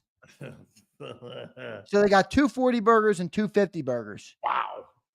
4 games over 40 points. But they struggled against a couple teams. I mean, Christopher, welcome to the NFL, dude. Yeah, I mean, yeah. Come on, brother. Senorita, he knows. You got 3 bad teams. Like you, wait a minute. Like your 41-64 record, right? Is that right, Pat? Who are the quarterback total TD leaders? Who fucking cares? Who's the TD passing leader? That's the only thing I give a shit about. Eagle fans love the total touchdown metric. They love it. Too. What is this fantasy football, Jalen? Did you see Saquon change his contract incentive so that it had no touchdowns in it? Genius. Brilliant. Genius. Brilliant. He said, I'm not letting Jalen chip me out of a couple mil with a push. Yeah, brilliant. Good stuff. Harv says, it's not my fault. Big Sills is the only one making sense. The only other guy I listen to as much, if not more, is Seth. They both know their shit. Thank you, Harv. That's a little off base on the Jalen Hurts stuff, though, because Seth is like crying that we don't hold Jalen to the same standard. I'm like, or that we don't hold other quarterbacks to the same standard. I'm like, dude, you're in Philly. You're going to see Jalen Hurts stuff more. Lamar Jackson gets ripped. Hey, Josh Allen gets ripped. All these guys get ripped, guys. I mean, come on. Harv. He's 3-1, or Allen is great against Mahomes in the regular season, but he's 0-3 in the postseason. You got to win that fucking game, man. You got to win in the postseason, man. Jalen Hurts is no longer gauged by what he does in the regular season. He's going to be gauged by how far he takes this roster. And if Jalen Hurts does not put a Super Bowl ring on his hand, it will be the biggest disaster in the history of Philadelphia freedom, baby. Philadelphia freedom. I actually like that song. Yeah, it's a great song. Harv, thank you, bro. Sushi Kid, what does Philly's record need to be after playing the Rams, Ravens, and Steelers for Sills to put respect? Sushi, you're looking at it wrong. It doesn't matter if they win out. Sileo wants the ring, and he's going to criticize him until the fourth quarter hits zeros on the clock. I'll tell you what. Hey, sushi skid marks. If they beat Washington, the Rams, the Ravens, the Steelers, they're the team to beat in the league. Rams, Ravens, Steelers. Yeah, shit, dude. I'm not falling into that crap anymore. I'm sorry. I'm not. Not after last year. We beat the Chiefs and the Bills last year, dude. He ain't biting on it. Hey, Sushi Kid, he didn't bite on it. I was hoping that he would bite on it. I'm not biting on it. Because look, as excited as I am, as optimistic as I was earlier, it all comes down to playing well when it matters the most. If we don't play well, we ain't going to beat the Lions. If the Lions don't play well, they're not going to beat us. He ain't biting any longer. Very nicely done, young man. All right, Sileo. Joey, yes, I already read this. As much as I wanted it to be true, Z, we're not the number one team in football. Yeah, really? Yeah, I was kidding around a little bit. I mean, I thought I was pretty clear in my facial expressions that you guys would pick up on that. Des the Hebrew says St. Joe's is the number one team in Philly. Go ahead. St. Joe's is good, damn good. Shout out SJP. Let's go. Proud alumni. Des the Hebrew. The other day, Xander asked J-Mac about Ben Johnson. J-Mac goes, I don't know who the fuck Ben Johnson is. He has all that talent. I think he was talking about him wanting the $15 million, right? Wait, 18. Wait a minute. He doesn't know who Ben Johnson is. Ben Johnson is. But wait a minute. But get this. The quarterback in Philly doesn't use a tight end or the 3 wide receiver. And you're trying to tell me that the guy in Detroit who's spreading the ball around to everybody. By the way, that tight end up there in Detroit is really good too. Laporte, whatever his name is. Sam Laporta, yep. He's good. He's a good football player, man. See, the difference between Goff and Hurts, Goff spreads the ball around. Hurts can't. He just can't. Yeah, good stuff. Yale, did you go to LaSalle? That'd be interesting. Did you go to LaSalle, Yale? All right, I think we got them all. Sounds like Sills needs a beer. No, we got more new ones now. We start reading them, and then people send new ones. Christopher Darker checks in. The point of my comment was they run up the score on bad teams. It means nothing to me. Dallas did the same stuff last year. The Lions haven't touched the defense like ours or any good defense yet. Yeah, people are like karma for the Lions. I'm like, I don't believe in fucking karma. They're a good football team, and they're making you know it. Karma. What the hell is karma? Nothing to do. I don't believe in karma. I don't either. I don't. I believe you're either a good dude or you're not, and you're either a dick or you are. I don't know. Okay. I thought we missed the chat. One of the blue ones. Somebody said something. I'm getting there. I don't miss anybody. All right. So, do you think Hurts' ceiling could be McNabb? Hurts' ceiling is Tyrod Taylor and Teddy Bridgewater. He has far surpassed those guys. That's his. You understand something here? Always Sunny. His ceiling is who he is now. He's 5 years in the NFL. He'll get better at reading defenses. He'll get better at doing certain things. But as a skill set, he can't read defenses. He hates throwing across the middle of the field. It's almost like he's blind. Can we answer Christopher? He's going to cry about it. Christopher, I'm sorry. You're right. You gave $10. You do deserve a response. We read it. I just don't agree with your point, but that doesn't mean you don't deserve a response. Big Sales, what's your response to him saying the Lions haven't touched a defense like ours or any good defense yet? How do you know you're a good defense when you haven't played anybody either? My point at the beginning of the show was I don't know who any of these teams are. Well, we shut down Joe Burrow pretty good, and they're doing a number on other teams. Can I tell you the 2 wins that my takeaways this year? Washington and Cincinnati, Packers too. I'll do 3 of them. Yeah, but Packers was week 1. Like that's a weird. I know. That's a weird game. That's not those 3 games. I'm probably gonna. The rest of them, I don't take anything away from those games. All right, Dark. Good point. Sorry, bro. You're right. We should have read it. He says again, compare it to last year's Dallas team. I'm not sure what he's talking about there. I'll tell you what, Christopher, Dallas is a mess. And somebody asked me earlier, Sills, would you take Dak over Jalen? And I'm like, no, I know who Dak is, and I think Dak panics too much. One thing I'll give Jalen a lot of credit for, and Xander, I mean this, I do not believe Jalen Hurts panics. Dude, he doesn't panic at all. Okay, I think Dak panics. It's almost spooky how little he's swayed by anything. Hey, I think Dak panics in the pocket. Jalen, if you're going to talk about panicking in the pocket, Jalen gets quarterback panic. Go put that tape on from the Packers last year in the playoffs. I thought he panicked because he had to throw to make big plays and he couldn't do it. All right, I think we got them all. Did we? Oh no, we got Dirty D. One more. I'm a Knicks fan. I hate Embiid, dirty ass player, man. Playing football, laying out Mitchell Robinson. He just sounds like a Knicks fan crying now. I mean, I don't like Embiid, Dirty D, but I'm not gonna sit up here and make you and help you sulk as a Knicks fan. Hey, you guys knocked us out in the playoffs last year. I got to give you guys credit though, Dirty D. You roll into Wells Fargo last year and you abused Sixer fans in their own barn. Yeah, holy shit, they got abused in their own barn. And you know why? Because Embiid can't show up when it matters to shut that Knick fan base down. You know, when great players are in your own building, they shut that shit down like you, but Dirty D, and he couldn't do it. How did Dirty D become an Eagle fan?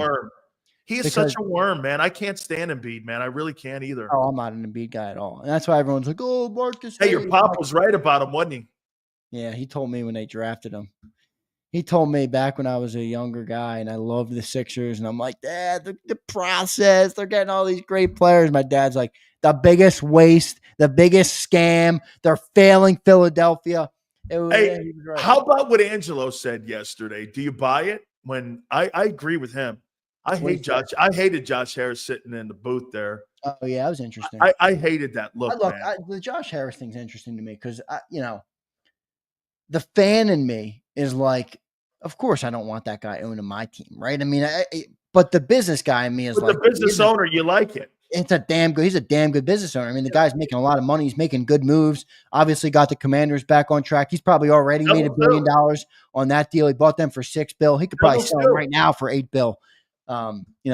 So the businessman is good, but yeah, obviously, as the fan of me does, I'd prefer a different owner that doesn't own the freaking communist.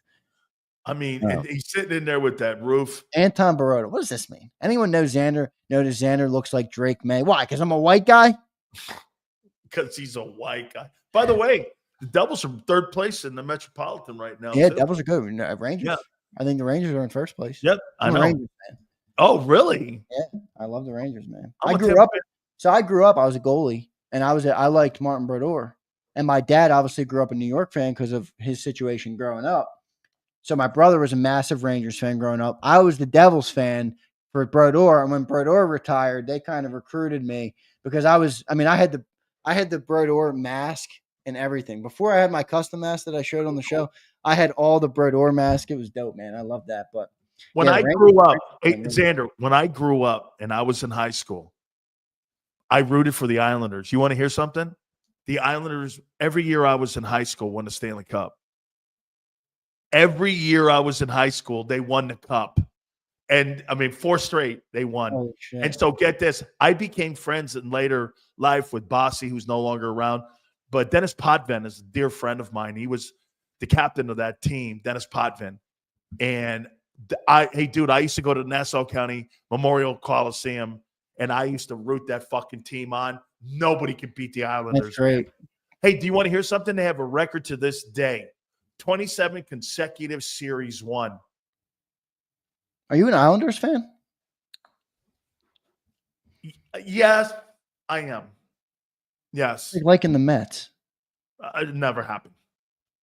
But I love the Lightning. The Islanders are to me. But I worked for the Lightning a little bit too, so I really love the Lightning. You know who I've never been a fan of, and I'll never be a fan of, and I don't care what any of you tell me in the chat. The shitty Philadelphia Flyers. They're a joke of an organization. They're Ed was shitty. good, man. Huh?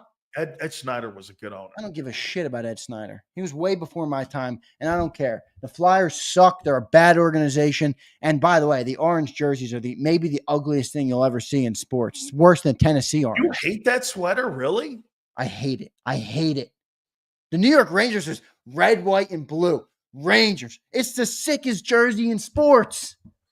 No, I think Chicago Blackhawks. That's Chicago Blackhawks is a great sweater, man. Blackhawks Torts. I think Blackhawks are an original city too. Hey, do you remember? I wore that Winter Classic. Torts gave me that when he was the head coach of the Rangers.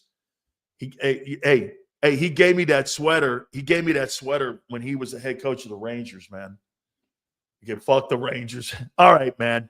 Hopefully we're able to catch up with these guys. We'll send them a text when we take. I'm going to take a timeout. I haven't taken a timeout yet. Have I even taken a break? Wait, real quick, all the best jerseys are all the original 6 teams. Oh yeah, Bruins, Blackhawks, Red Wings, Canadians, Rangers, and Maple Leafs. Those are all the best jerseys in hockey. I got to tell you one quick story here. So, the Florida Panthers. I used to work down in Miami, and Jay-Z's guy. He's the commissioner now of the Big 12. His name escapes me. And he worked for Jay-Z and New Rock or Rock Nation. So Jay-Z would come down. He was a fan of the Panthers. He hired this guy. So Jay-Z would show up all the time. There he is walking by. I'm broadcasting live. I really like the Panthers. So here, get this, Xander. We lived in Tampa for a long time. My wife and my kid get tickets down on the ice. Ovechkin's in town. My fucking kid and my wife are doing this. Watch this. Banging on the glass for Ovechkin. People call my radio show going, hey, Sileo, no, I know you're moving back down to South Florida here. You might have your family not rooting for the out of town. I saw your family down there banging on the ice. My wife's banging on the ice. They must have seen Ovechkin. My wife's been to more hockey games, along with my daughter, than NFL games or baseball games or any other sport outside of rugby. They go to hockey games all the time, man. All right, man. I think hockey games are the best games to go to. Yeah, you got to see it. It's not a good TV. It's not a good TV. It's not a TV sport. It's not. No, it's not at all. It's an in-person. But I do want to say, because everybody, you're not even a Flyers fan. Charlie, you're right. All right, I am too young to remember the Flyer stuff. But Charlie, can you blame me? When's the last time they won, dude? The 70s? I mean, seriously. Hextall got to the finals, but you were too young for that too. I mean, yeah, they have not. They've just not really been really a dominant team in the last 35 years. I love everybody crying the minute you say you're not 4 for 4. You're twisted, Xander. Okay, Wayne. I'll let you dictate who I can root for. Let's go, Rangers. Do. You're a Philadelphia guy. I'm shocked, though. You're a Philadelphia guy and you're a Ranger fan. I just hated the Flyers growing up. Maybe part of it was because I played AAA hockey when I was a kid, and I played versus Danny Briere's kid. Okay. I hated that motherfucker. We used to get in fights. I remember the one story I told before on the show was Briere's kid, and I took the blocker. I was a goalie, and I right into his face mask, and Danny Briere is in the stands crying up a storm. I'm like, all right, Danny. Crying a storm. Yeah. Martin wants me to read his super chat for him. Hearing Sills makes me have a vasectomy. JK, love you, Sills. Oh, okay. I mean, I don't even know what that means. What does that mean? I don't know. Some of these guys are still. What's his name? Ask me how tall I am. I'm like, what do you want, a fucking date? I mean, people are weird in here. Dude, I can't believe you root for I cannot believe that. You root for those damn Rangers like that. I've never heard a Philadelphia person say that before. Dude, I don't care about that crap. Why? Why can't I like who I like? I'm not saying you can't. I'm just saying it's weird for a kid from that kind of city to be rooting. Yeah, well, my dad grew up. That's what he was a fan of. My dad got one station growing up. He grew up in the projects. He got one station. It was the New York Yankees, the New York Rangers, and the New York Football Giants. So your dad watched WOR. He watches your dad's. I know what. So they watched WOR, Channel 9, and they watched Channel 11, WPIX. No, he didn't even have this. He had the little black box radio that he dialed it up every night. And so he got one to station. WABC or but I'm saying that's where it comes from. It's not just a random. I like the Rangers. My dad grew up a fan of those New York teams. I mean, I told you I went to the 2009 World Series. as a what was I, 11 years old? Yeah. I was decked out in Yankees gear, head to toe. I had the Yankees bomber jacket on, the Yankees hat, everything. I've always been. I will always. That's my favorite team of all time. I've always been Yankees. the Eagles have always been my number one feel. And the Sixers. I loved the Sixers when I was a kid. Oh, I'm a Yankee honk. It's something about the red, white, and blue that I love too, because the Sixers jerseys are my favorite in basketball. I've been to every Yankee stadium, not this new one here. I went to the original. I went to the second one.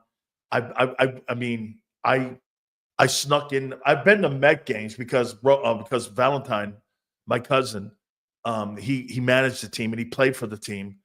But other than that, man, I've gone to Met games because I used to watch Carlton and Seaver pitch. When the Phillies would come down back in the day, get this, Xander, when Steve Carlton would come down to Shea Stadium and Seaver was on the hill, that game's over in an hour and 58 minutes. Yeah, really. Those two guys were going 9 fucking innings, 1-0 game. That thing was over. I do miss that. That era of baseball was dope. I wish I grew up in that era of baseball.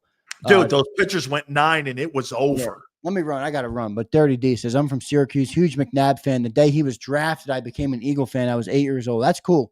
That's cool. Makes sense why you like the New York teams too. By the way. Here's my impression. Go ahead. Dirty D says, go Rangers. Dirty D, you know what the greatest goal song in hockey is? You know what it is. Whoa, let's go Rangers. Dude, if you're in the Madison Square Garden and that thing goes, it's hard not to become a Ranger fan in that moment. Unless you already have another fandom or another team. That place rocks. Yeah, my brother lives in New York City right now. So he's by a the big way, business. when the Flyers roll in and it's a Flyer, like you said though, when the Red Wings roll in there, when it's Red Wings and Rangers, man, or Bruins and Rangers, the original 6, that shit's off the charts down in Madison Square Garden, man. All right, I got to run. All right, man. Xander, great stuff. Do me a favor. Please hit the like button. Xander, thank you, brother. We'll catch you tomorrow on Birds 365. Yep, a lot of fun today, man. Thanks, everybody. Thanks, Big Sills. Catch you tomorrow, brother. You guys were absolutely sensational. Do me a favor. We're still going to try to effort our friend Jackie Slater and also Vince Ferragamo. Please hit the like button. Keep it here, National Football Show. If you missed any of today's show on the JAKIB Media channel, listen to the podcast on your way home. Available on YouTube, Apple, and Spotify. He's blocked well and tries to cut through the middle. Oh! Your gut says Miami is going to win, and you should take the over. Your gut also said your NFT selfies would only go up in value. They didn't. But your head is on Sports Grid and knows the QB is in concussion protocol. The backup has a 45 QBR against the zone coverage. The New York D has the most sacks in the league. So yeah, trust your head. It's smarter to be on Sports Grid.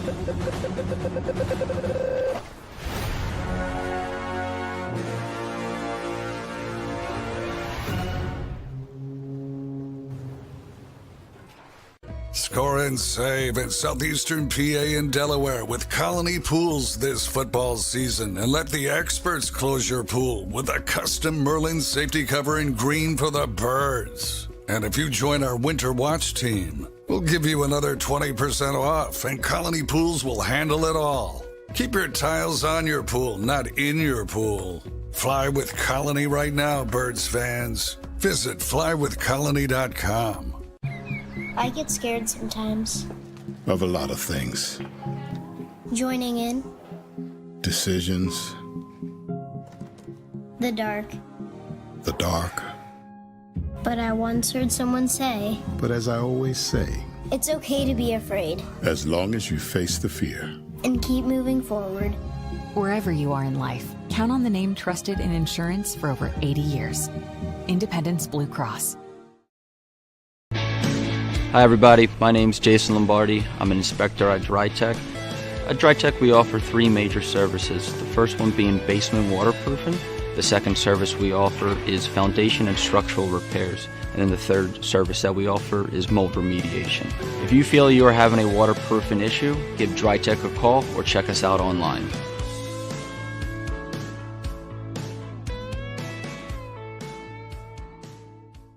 Heading down the shore.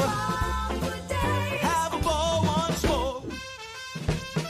Here, imaginations run wild and time stands still.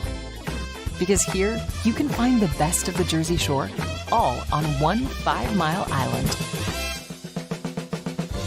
So leave the old you behind and get lost in the woods. Wild, wild, wildwood day. Plan your stay in the Wildwoods today. EAGLES. Eagles.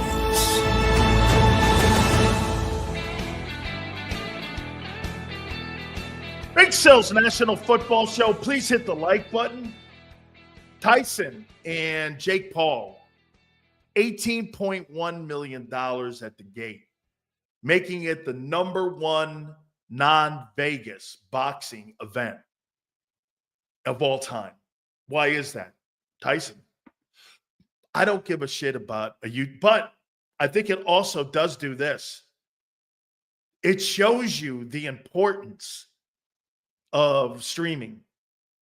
And it shows you that these guys, like here, one of the things that Xander's taught me, and Xander, this is really you, is that, guys, I think eventually people like Elon Musk are going to end the jobs of some of the people at the Philadelphia Inquirer, because you're going to get all your news on social media. You're not going to have to listen to somebody writing a column or read somebody writing a column. Why would I? When I can go right to a social media page and the athlete or the owner or whomever, the sound bite's right there. I don't need a columnist anymore. Why would I need a columnist? A column. Now, if you're going to give me an op-ed, that's a different conversation. I believe this from day one. The beat writer is becoming extinct. Why do I care what a guy says when I could go to social media and hear the player himself? Well, if I want to hear Joel Embiid talk, why do I have to go through Marcus Hayes? Now, Marcus is more of an op-ed guy. He writes with opinion. That's a different style. That's not journalism. Okay? That's not journalism. And, hey, did you hear this too? Hey, by the way, I was told that Tyson couldn't throw uppercuts in that game, in that fight. Did you guys hear that? Tyson was not allowed to throw uppercuts. That's his forte. That's his #1 punch, is throwing those uppercuts. They didn't want him to throw those uppercuts in the fight against Jake Paul. So that was one of the restrictions that he had. But Tyson will always be a draw. You know what? Hey, I got duped in. You know, we got the Netflix thing. I'm a Mike Tyson fan. Okay? Absolutely. You know what I'm saying? It's just, by the way, you're not going to need columnists any longer. You're just not.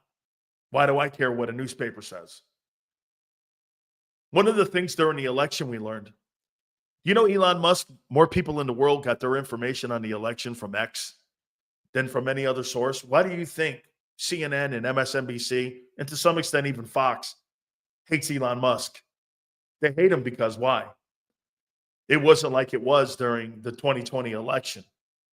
You had one guy on there that was pimping for Trump. I think he had a lot to do with Trump being elected. The same thing with Joe Rogan and his podcast. That shows you, again, one of the reasons why we get Philly 500 and Mark Holmes on over old columnists that I used to have on. Now, there's some guys that are good, but those guys have a following. And they're good. And I've actually liked them. But some mainstream guy on who writes a column who's not entertaining, I don't care anymore. I'm not putting that guy on. He brings nothing to the show. People want to be entertained today. They don't want to be educated. Being educated, people do that on their own. They want to find out what they want. They want their own information, and they'll form their own opinions. People telling you, that's what CNN misses out on. You know why they're firing everybody? Did you see the exodus now that's going on at CNN? They're firing everybody. Chris Wallace got just canned. You know why? No one wants to be talked to like that anymore. We want you to believe this. Well, fuck you, man. I'll believe what I want to believe. All the shit that they told us during the election turned out not to be true. I mean, and I'm not just talking about Donald Trump. I'm talking about down ballot and all over the country. Did you see all the red everywhere? I mean, that's one thing that you take away. Take Trump out of it. Take Trump out of the equation here. Don't even talk about him. I'm talking about how everybody voted for senators, for congressmen. I mean, nobody's buying that shit anymore. You know how people used to call you a racist if you didn't buy into what they said? Well, now you tell them to go fuck themselves. Whatever, dude. It don't work anymore. That stuff's old. It's totally old now. Nobody cares now. Okay? I mean, they're like, dude, you know, this election wasn't coastal. That was the middle. It was like the NFL's fan base. It was really crazy, crazy. And I personally don't think, again, newspapers are next. The one thing that social media has done, they ended the newspaper. They're ending the newspaper business. And most of the newspapers are gone under. Now they're going after the TV networks, and soon they're going after the sports networks. And that's why streaming is shows like this and streaming shows. It's why the NFL is going to Netflix on Christmas Day. The NFL is going to Netflix. They're streaming on Amazon every Thursday night. They're not doing that because they're losing money. They're doing that because they know that's the next wave. It's crazy. What the internet has done to broadcasting, it's rewritten it and changed it forever. Right, Yale? It's just changed it forever, man. We're gonna look at what Nick Sirianni said yesterday, and also we're gonna talk a little bit more about what Vic said today, and also Kellen Moore. Do me a favor, guys. Please hit the like button. I sent a text message to Jackie Slater. Hopefully these guys jump aboard with us. They were on their way up to Los Angeles, so let's see, maybe today or tomorrow, but we'll catch up with them. You know how we work here. We end up getting our guy, so we may get him a little bit later on. Please hit that like button. That's right, Wayne. Disney and ESPN are getting annihilated. They're losing viewership every single day. You want to hear something crazy? ESPN in the last 10 years has lost 25 million viewers. They've lost 25 million viewers and subscribers. I mean, that's no coincidence that Disney wants to get away from ESPN because it's killing the stock. YouTube is one of the greatest investments on the planet right now. Shannon Sharp right now doesn't need ESPN. His channel, Club Shay Shay, is killing it. Same with McAfee. I don't even know why McAfee is on ESPN. He doesn't need those people. Those people need him. And that's why they tolerate his ass. Yeah, Xander's right. Xander goes, I love YouTube. Dude, would I be shocked one day if a Super Bowl was broadcast on YouTube? No. Would I be shocked if a Super Bowl was a pay-per-view event one day? No, I would not. I would not be shocked. Okay? I mean, no doubt. All right. Some of the things that Nick Sirianni said at his presser. I didn't realize this. The Philadelphia Eagles have done something in the Sirianni era that's impressive. What do you think is the most impressive thing that Sirianni has done in his coaching tenure at the Eagles? What's the most impressive?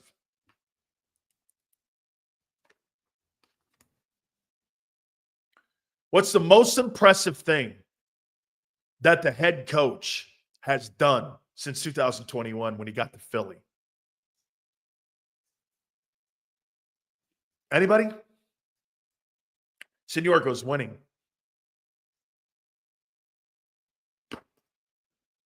Sirianni has no say in coaching.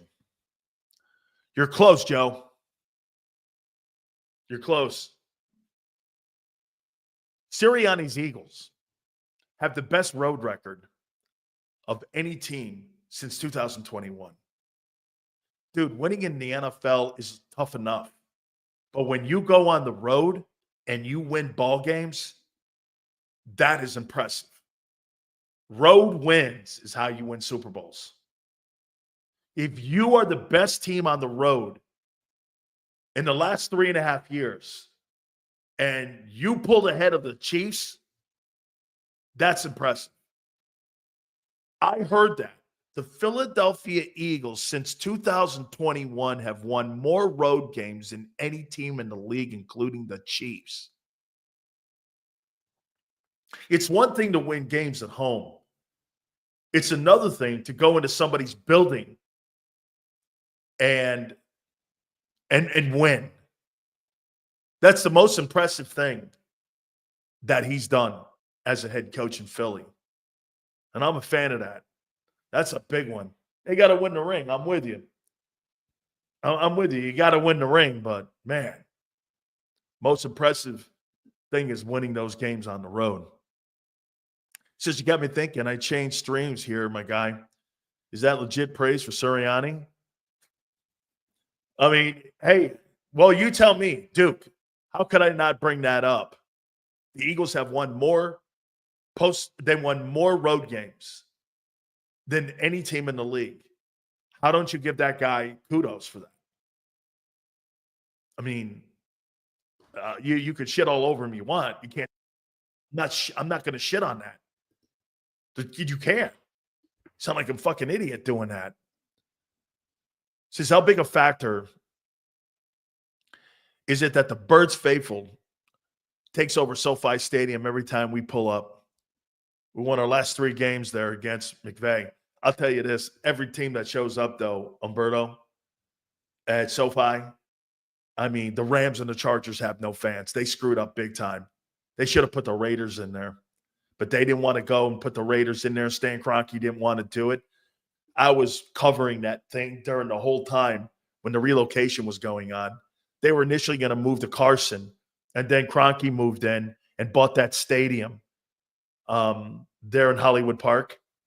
And he funded that whole thing himself because the state of California was not going to give tax money and taxpayers an opportunity to build a stadium. You will never see a municipal stadium ever built again in California. That's not going to happen.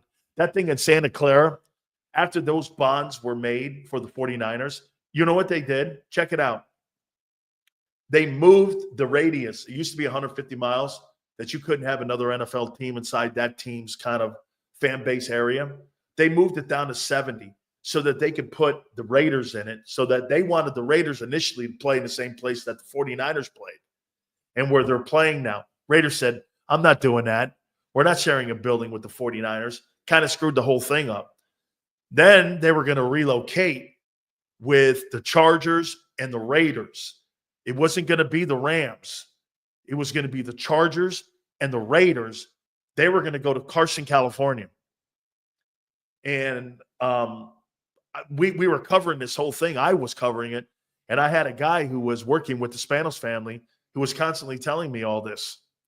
And I'd go on the air the next day and I was giving – I put it out there. I've got the original game plan from the Spanos family that showed Chargers and Raiders moving into Carson, California.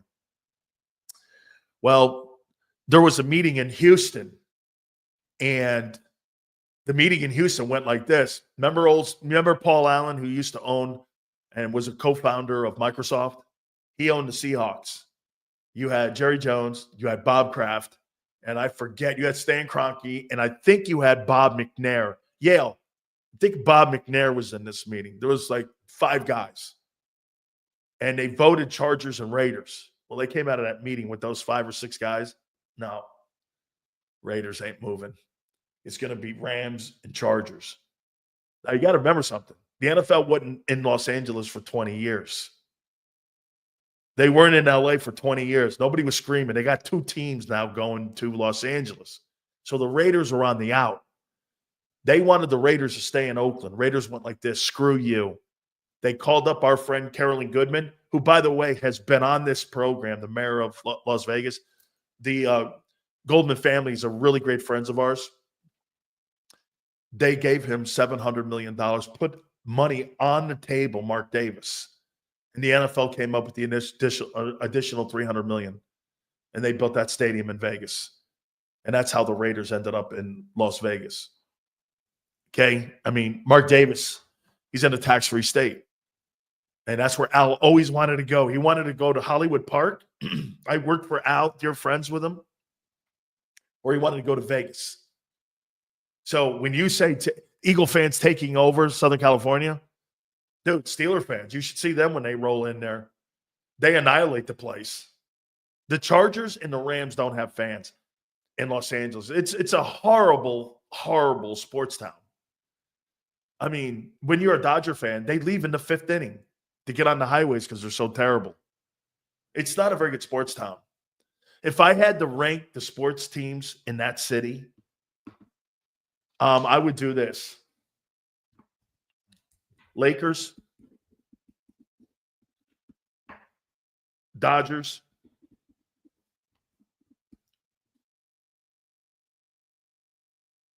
USC. This is LA. Lakers, Dodgers, USC.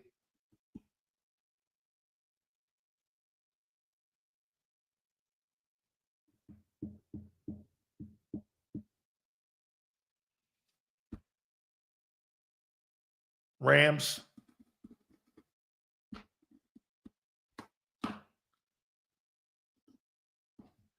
Clippers. Kings.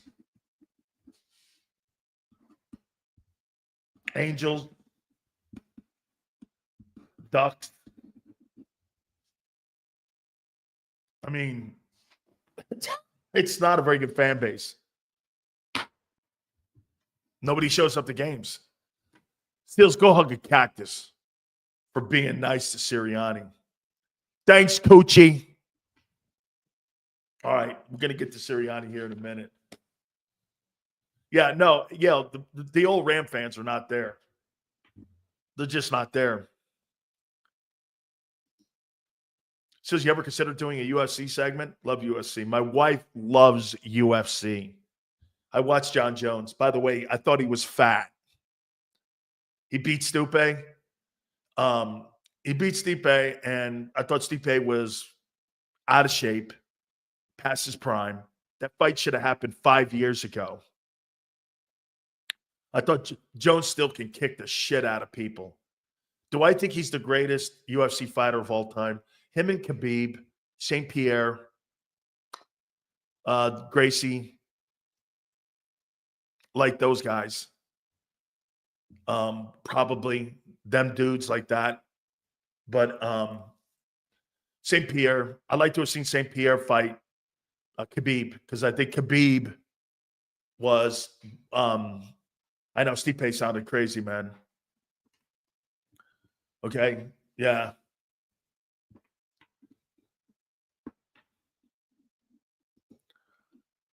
They don't. You're right. I live in South Orange County for 30 years. Southern Cal tailgate, lobster and crab, unreal. You got to go once. Hey, let me tell you something. USC is probably the greatest ticket in LA. USC Trojans, when they're good, that's a great ticket. How about Bones? Oh my God, you see, did you see Bones doing the Trump dance? They had Trump and Elon. They had Representative Johnson there, and who else was in there? I think Jr. was there too, Trump Jr. Oh, and RFK was there. You know what, man? I'm friends with Frank Mir. Frank Mir follows me on Twitter. We're friends. I like him. Frank was about 15, 20 years ago. He was really great. Brock Lesnar, I never thought was a great fighter. The heavyweight division, Anderson Silva is truly, if I had to rank my UFC fighters, I'm probably going to go Khabib because I just like Khabib. Jones. Anderson Silva. St. Pierre. Cormier.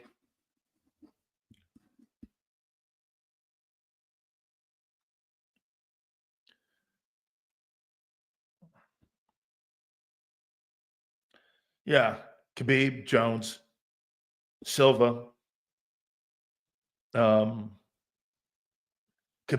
Jones, Silva, St. Pierre, Cormier would probably be my top 5. Hey, Akbar, I love that. It's one of my favorite. I'm going to smash your boy. I freaking love that. I don't think Conor McGregor.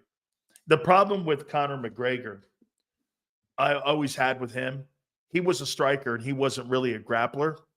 And so anytime that you got him on the ground, he could get choked out. And those fights that he had, anybody who got him on the ground and got him off his feet, I never thought he was a really good grappler. Rampage was good in his day. He was. Okay. But he had no ground game. And if you get Conor McGregor on the ground, Khabib crushed him. I mean, that thing was never really close when those guys were in the ring like that. Tito Ortiz was good about 15, 20 years ago when he was working with the Gracies. The Gracies are in Tampa, so I knew those folks. They're good. Chuck Liddell was good back in the day. Yeah, but Liddell was really good, actually. All past his prime, though, obviously. Mickey Mouse was my favorite. He was so dominant. Or Mighty Mouse, really good. Yep.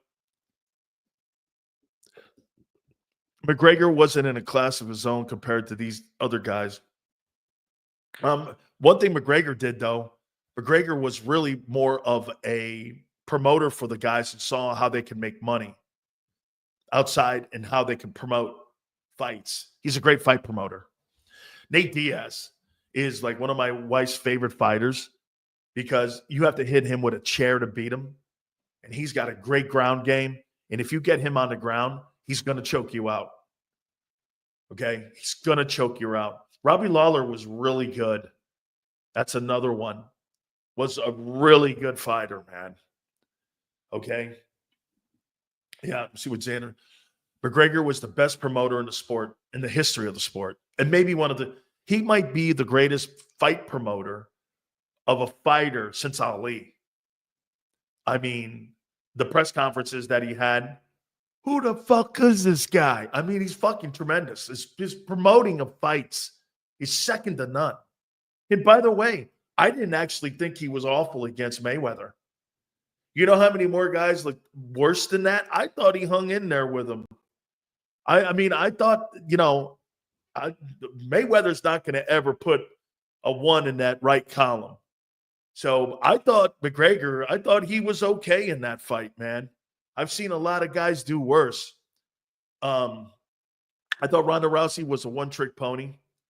I thought she was a really good woman fight promoter. Okay.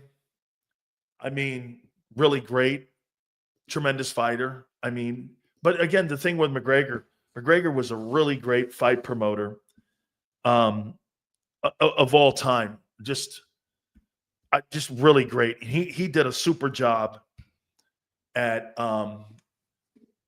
doing that. But I'll tell you this: if I had to put another name on that list for UFC fighters that I loved, and by the way, I've actually spoken to this person. Khabib, Jones, Anderson Silva, St. Pierre, Cormier. I think one of the greatest fighters of all time was Amanda Nunes.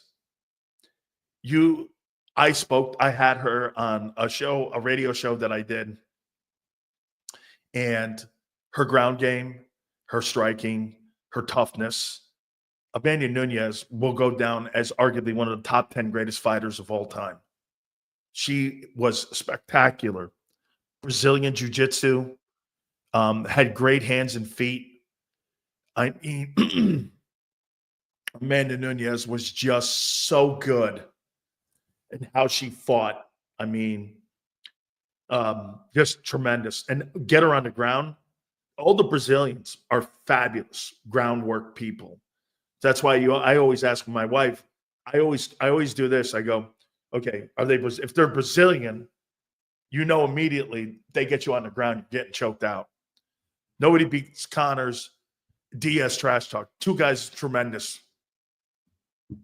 Those 3 fights, I think they fought 3 times. Those 3 fights were classic watch and must watch. It was like Arturo Gatti fighting Mickey Ward.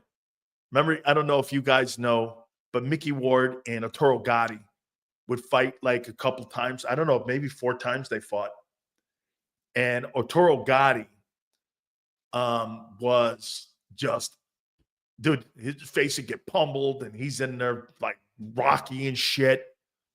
That was just great. And it kind of was like that was McGregor and Nate Diaz. Ain't no more talking about Bones. His dad was my pastor. Pretty sure that's why the preaching ain't stick. Oh, no. Hey, by the way, Uchi, his brother is Chandler Jones. Did you know that? The pass rusher for the Cardinals and the Raiders. I mean, his brother is Chandler Jones. And by the way, remember when Cormier and him, hey, Coochie, remember when Cormier and him were going to fight that last time? And Cormier goes, he was going to spit on him, and Jones goes, you know I'll kill you for that. And he goes, you know I'll kill you for that. I believed him. Jones's problem has always been getting to the arena. Years he wasted of his career. Drugs, what have you, bad behavior. We wasted at least 5-6 years of his career. Remember when Cormier goes, I'm going to spit on you if I see Jones goes, now, you know I'll kill you for that. You know I'll literally kill you for that. Okay. I'll kill you. I was like, I don't know if he's kidding. I don't think he's kidding. Okay? But wreaked havoc on fighters. Yes, he did. He did. He's a good fighter too, Abe. Yeah, so you guys know, my wife's an even bigger fan. My wife's an even bigger fan of UFC. Hey, Xander, can you send that link now to them? You probably already have. Click the link. On the phone. Good. We can do it for 15 minutes here. Jackie Slater, NFL Hall of Famer. And Vince Ferragamo. These guys work for the Rams. And Jackie, I'll post a picture of me and my wife with Jackie. Let's see if we can make this happen here too. These guys are ready now. They can do something here. Hopefully we can make this happen here. So yeah. I'm gonna send it one more time here. Click the link and you're on. Link and you're ready. Okay. Coach goes, I know the whole Jones family. Dude, John Jones. It's just such a great fighter. I mean, he's such a great fighter. Spectacular. Seals, you ever hear the story about Urlacher almost picking a fight with Rutan without knowing who he was? No, I have not heard that. Okay. No, I did not. Hey, getting these guys to click this thing ought to be interesting here. Let's see if we can can't open this. Okay.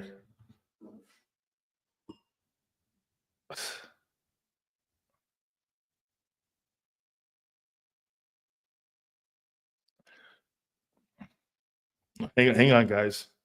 We sent you a link.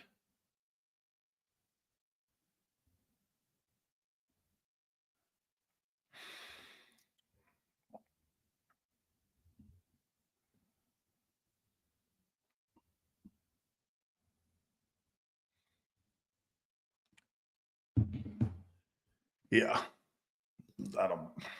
Let me call him. Stand by. All right. My producer is going to call you.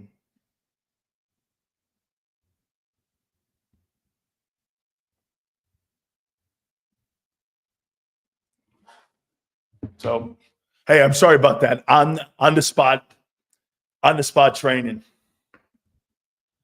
or on the spot producing, I should say. Jake will get treated by a real boxer. Hey, well, Dana says it perfectly. Akbar, he says it perfectly. He's a good fighter. He just won't fight anybody. I mean, he just won't fight anybody. He's fighting a 60-year-old guy, and he just won't fight anybody. So, yeah, I mean, yeah, he just will not fight anybody. I'd like to see him in the ring, too, with a good fighter. So hopefully we get a couple minutes with these guys here. Hey, man, I liked what the coaches said today. Actually, all three of them. I liked what Nick said, and I liked what Sirianni said. Kellen had some interesting comments about the passing game. He said this about the Eagles and their passing game. He said, look, man, we're going to have to get into a position here where we're going to have to start throwing the ball if we're going to win ball games. And if we can't, we just have to start. Right now, we're in a position where we're able to run the ball, and who doesn't want to run the ball? I'm glad to hear Kellen say that. Kellen was making those comments and saying that. I mean, guys, hit the like button. Thank you, Forte. I appreciate it. And he was making those comments. He said it without a doubt. He was like, hey, we're going to have to throw the ball eventually if we're going to beat good teams. We have to show more balance. And I thought that was a great take by Kellen. I mean, I did. Thought it was a great take. All right, guys, I'm really loving this. Hey, man, I haven't talked to Vince Ferragamo in a long time. And Jackie Slater, last time I saw him was with my wife. We were at the Super Bowl. I can't remember, maybe San Francisco. And I played against Jackie Slater. I got to say this to you. Let's bring on Jackie Slater and Vince Ferragamo. Hey guys. Vince, thank you for doing it. Hey, Vince. Yes. One of the greatest things, I was playing against Jackie when the guys were playing in Anaheim. And he was playing next to my friend Dennis Harum.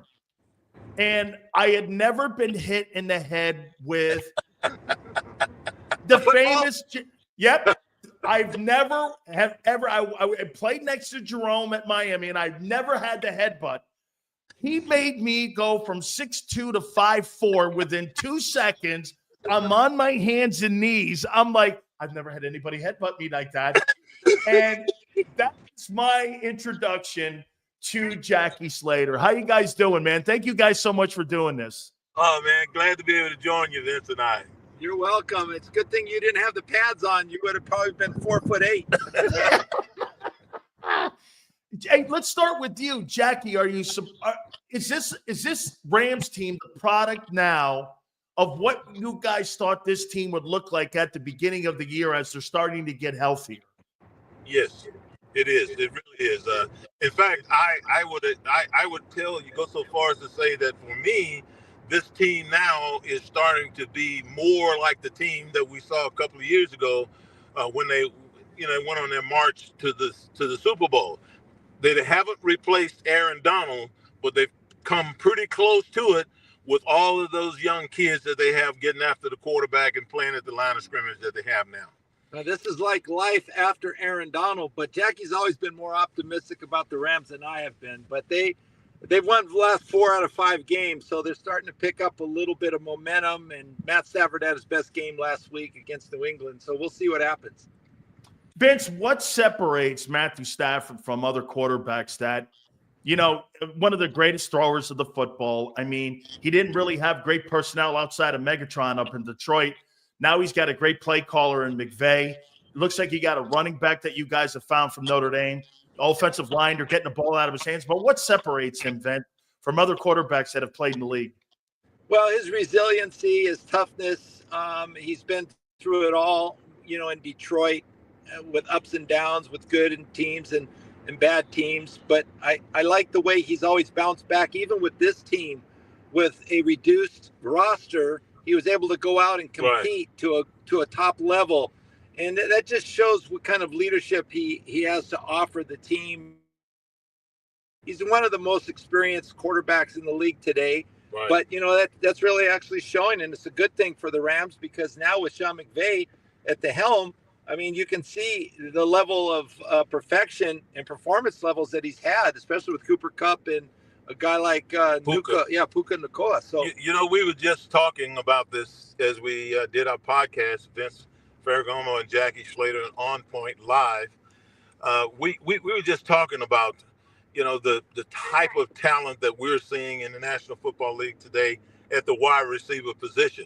And if you were to go almost any team that there is out there, and you were to pick the fastest, you know, you could go down to Miami and get the little kid down there that runs so fast. The fastest, Tyreek Hill. You could pick several different guys that you will say were better athletes than the two Ram receivers, Puka Nacua and Cooper Kupp. But what you won't find is any two receivers that understands the scheme that they're in and understand how to read defenses and take advantage of defenses. No one does it any better than those two guys. Both of them had 6 and 7 receptions this past week for over 100 yards, and they're just dominant players. Jackie, the drafting over the last 2 years by Les Snead and Kevin Demoff has been absolutely insane. I mean, you get Kobe last year, was a third rounder out of Wake Forest. Look at what you guys are now doing now. You find a running back from Notre Dame, Puka Nacua. Now you also got Fisk and Burst.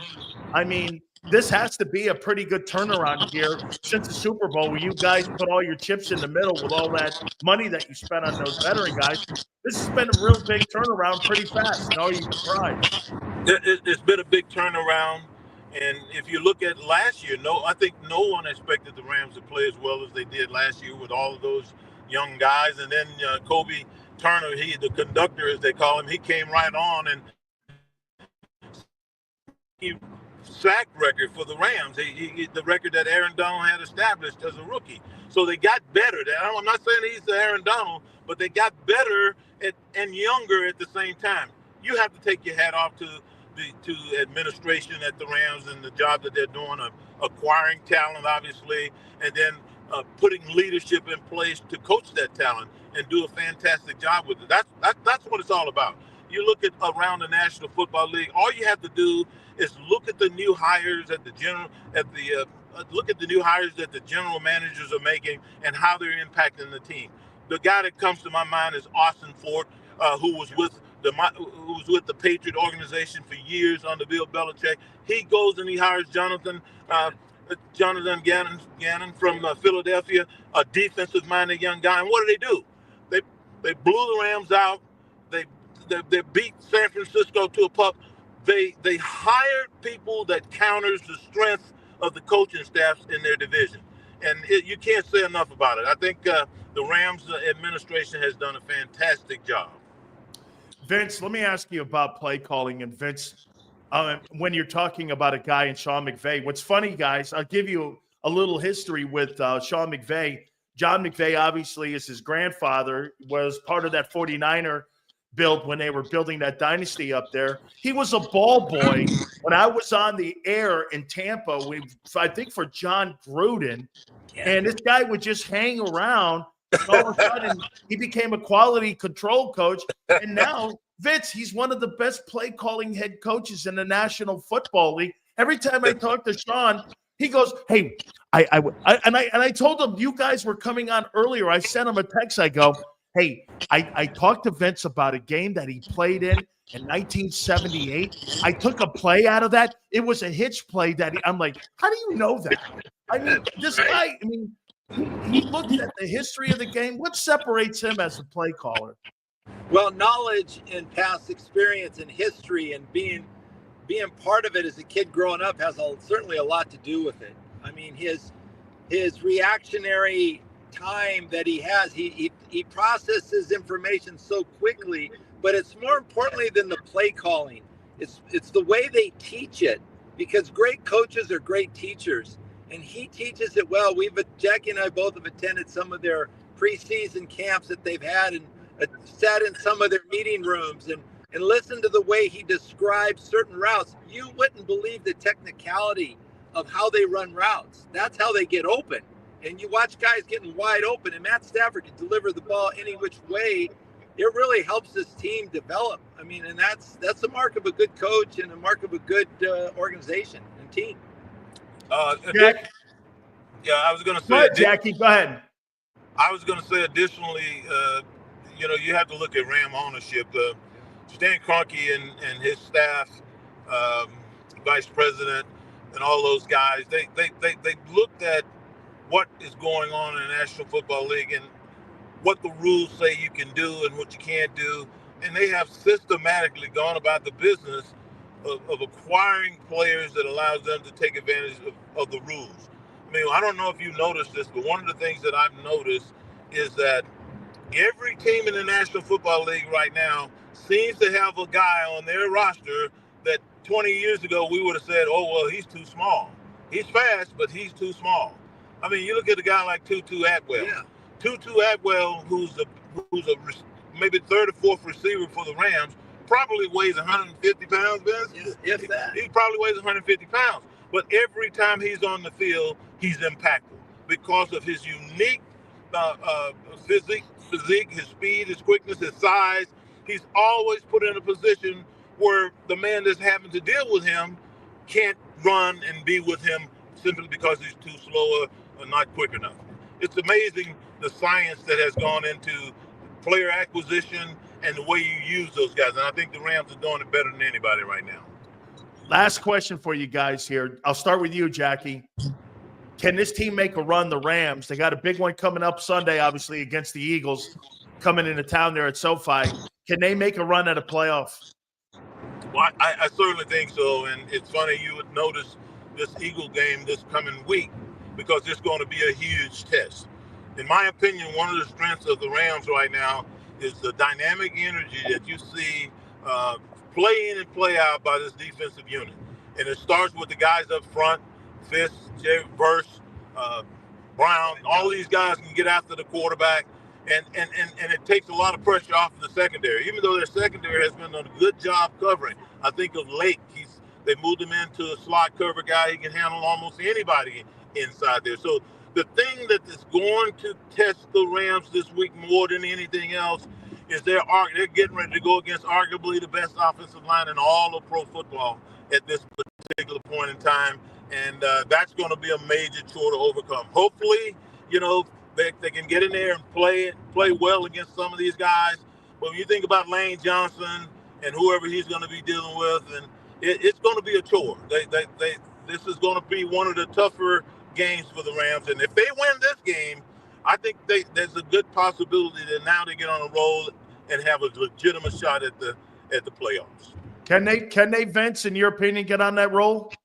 Well, they've won 4 out of 5 games, and what's building in the Ram organization right now is confidence, and that's the number one key for any young team. So, the sky is the limit. They really don't know how good they can become at this point. So, as Jackie said, I mean, if their defense continues to turn it up, I mean, anything's possible. And offensively, Sean McVay is believing in the run a little bit more. So if they can get more balance with their team and just approach each game like it's the last game, I mean, they can make a run, but they're going to have to win the West to get in the playoffs. So that means overcoming Arizona. But the good thing is they have Arizona, Seattle, and the 49ers again. So if they play well in those games as well, they might be able to pull it off. That man right there, Vince Ferragamo, is the man that took over for one of my dear friends, God rest his soul, David Hum. And there is the man right there. And he was the best. Absolutely. There's the man who blocked for Walter Payton in college and also Eric Dickerson when he was with the Rams. Guys, thank you guys so much for taking time, man. I really appreciate it. A real treat. Thank you, guys. All right, guys. Take it easy. You bet, man. Fantastic stuff there, man. Great stuff there. We really appreciate those guys doing that for us. Jackie Slater, obviously, Pro Football Hall of Famer. Vince Ferragamo played on that Super Bowl Rams team that lost that really close one at the Rose Bowl when they were playing the Steelers. Really just a fabulous, fabulous game. I think, if I'm not mistaken, Vince started at Cal, and then he went to Nebraska. And Jackie, of course, one of the greatest HBCU players in the history of college football. And my friend Doug Williams, who's got a lot to do with the Hall of Fame with the HBCU, is awesome. We really appreciate those guys doing it. Guys, thank you so much. Tomorrow, 2 to 6, Big Z and Xander, thank you guys again. We so appreciate it. Hit that like button. We'll see you on the flip side.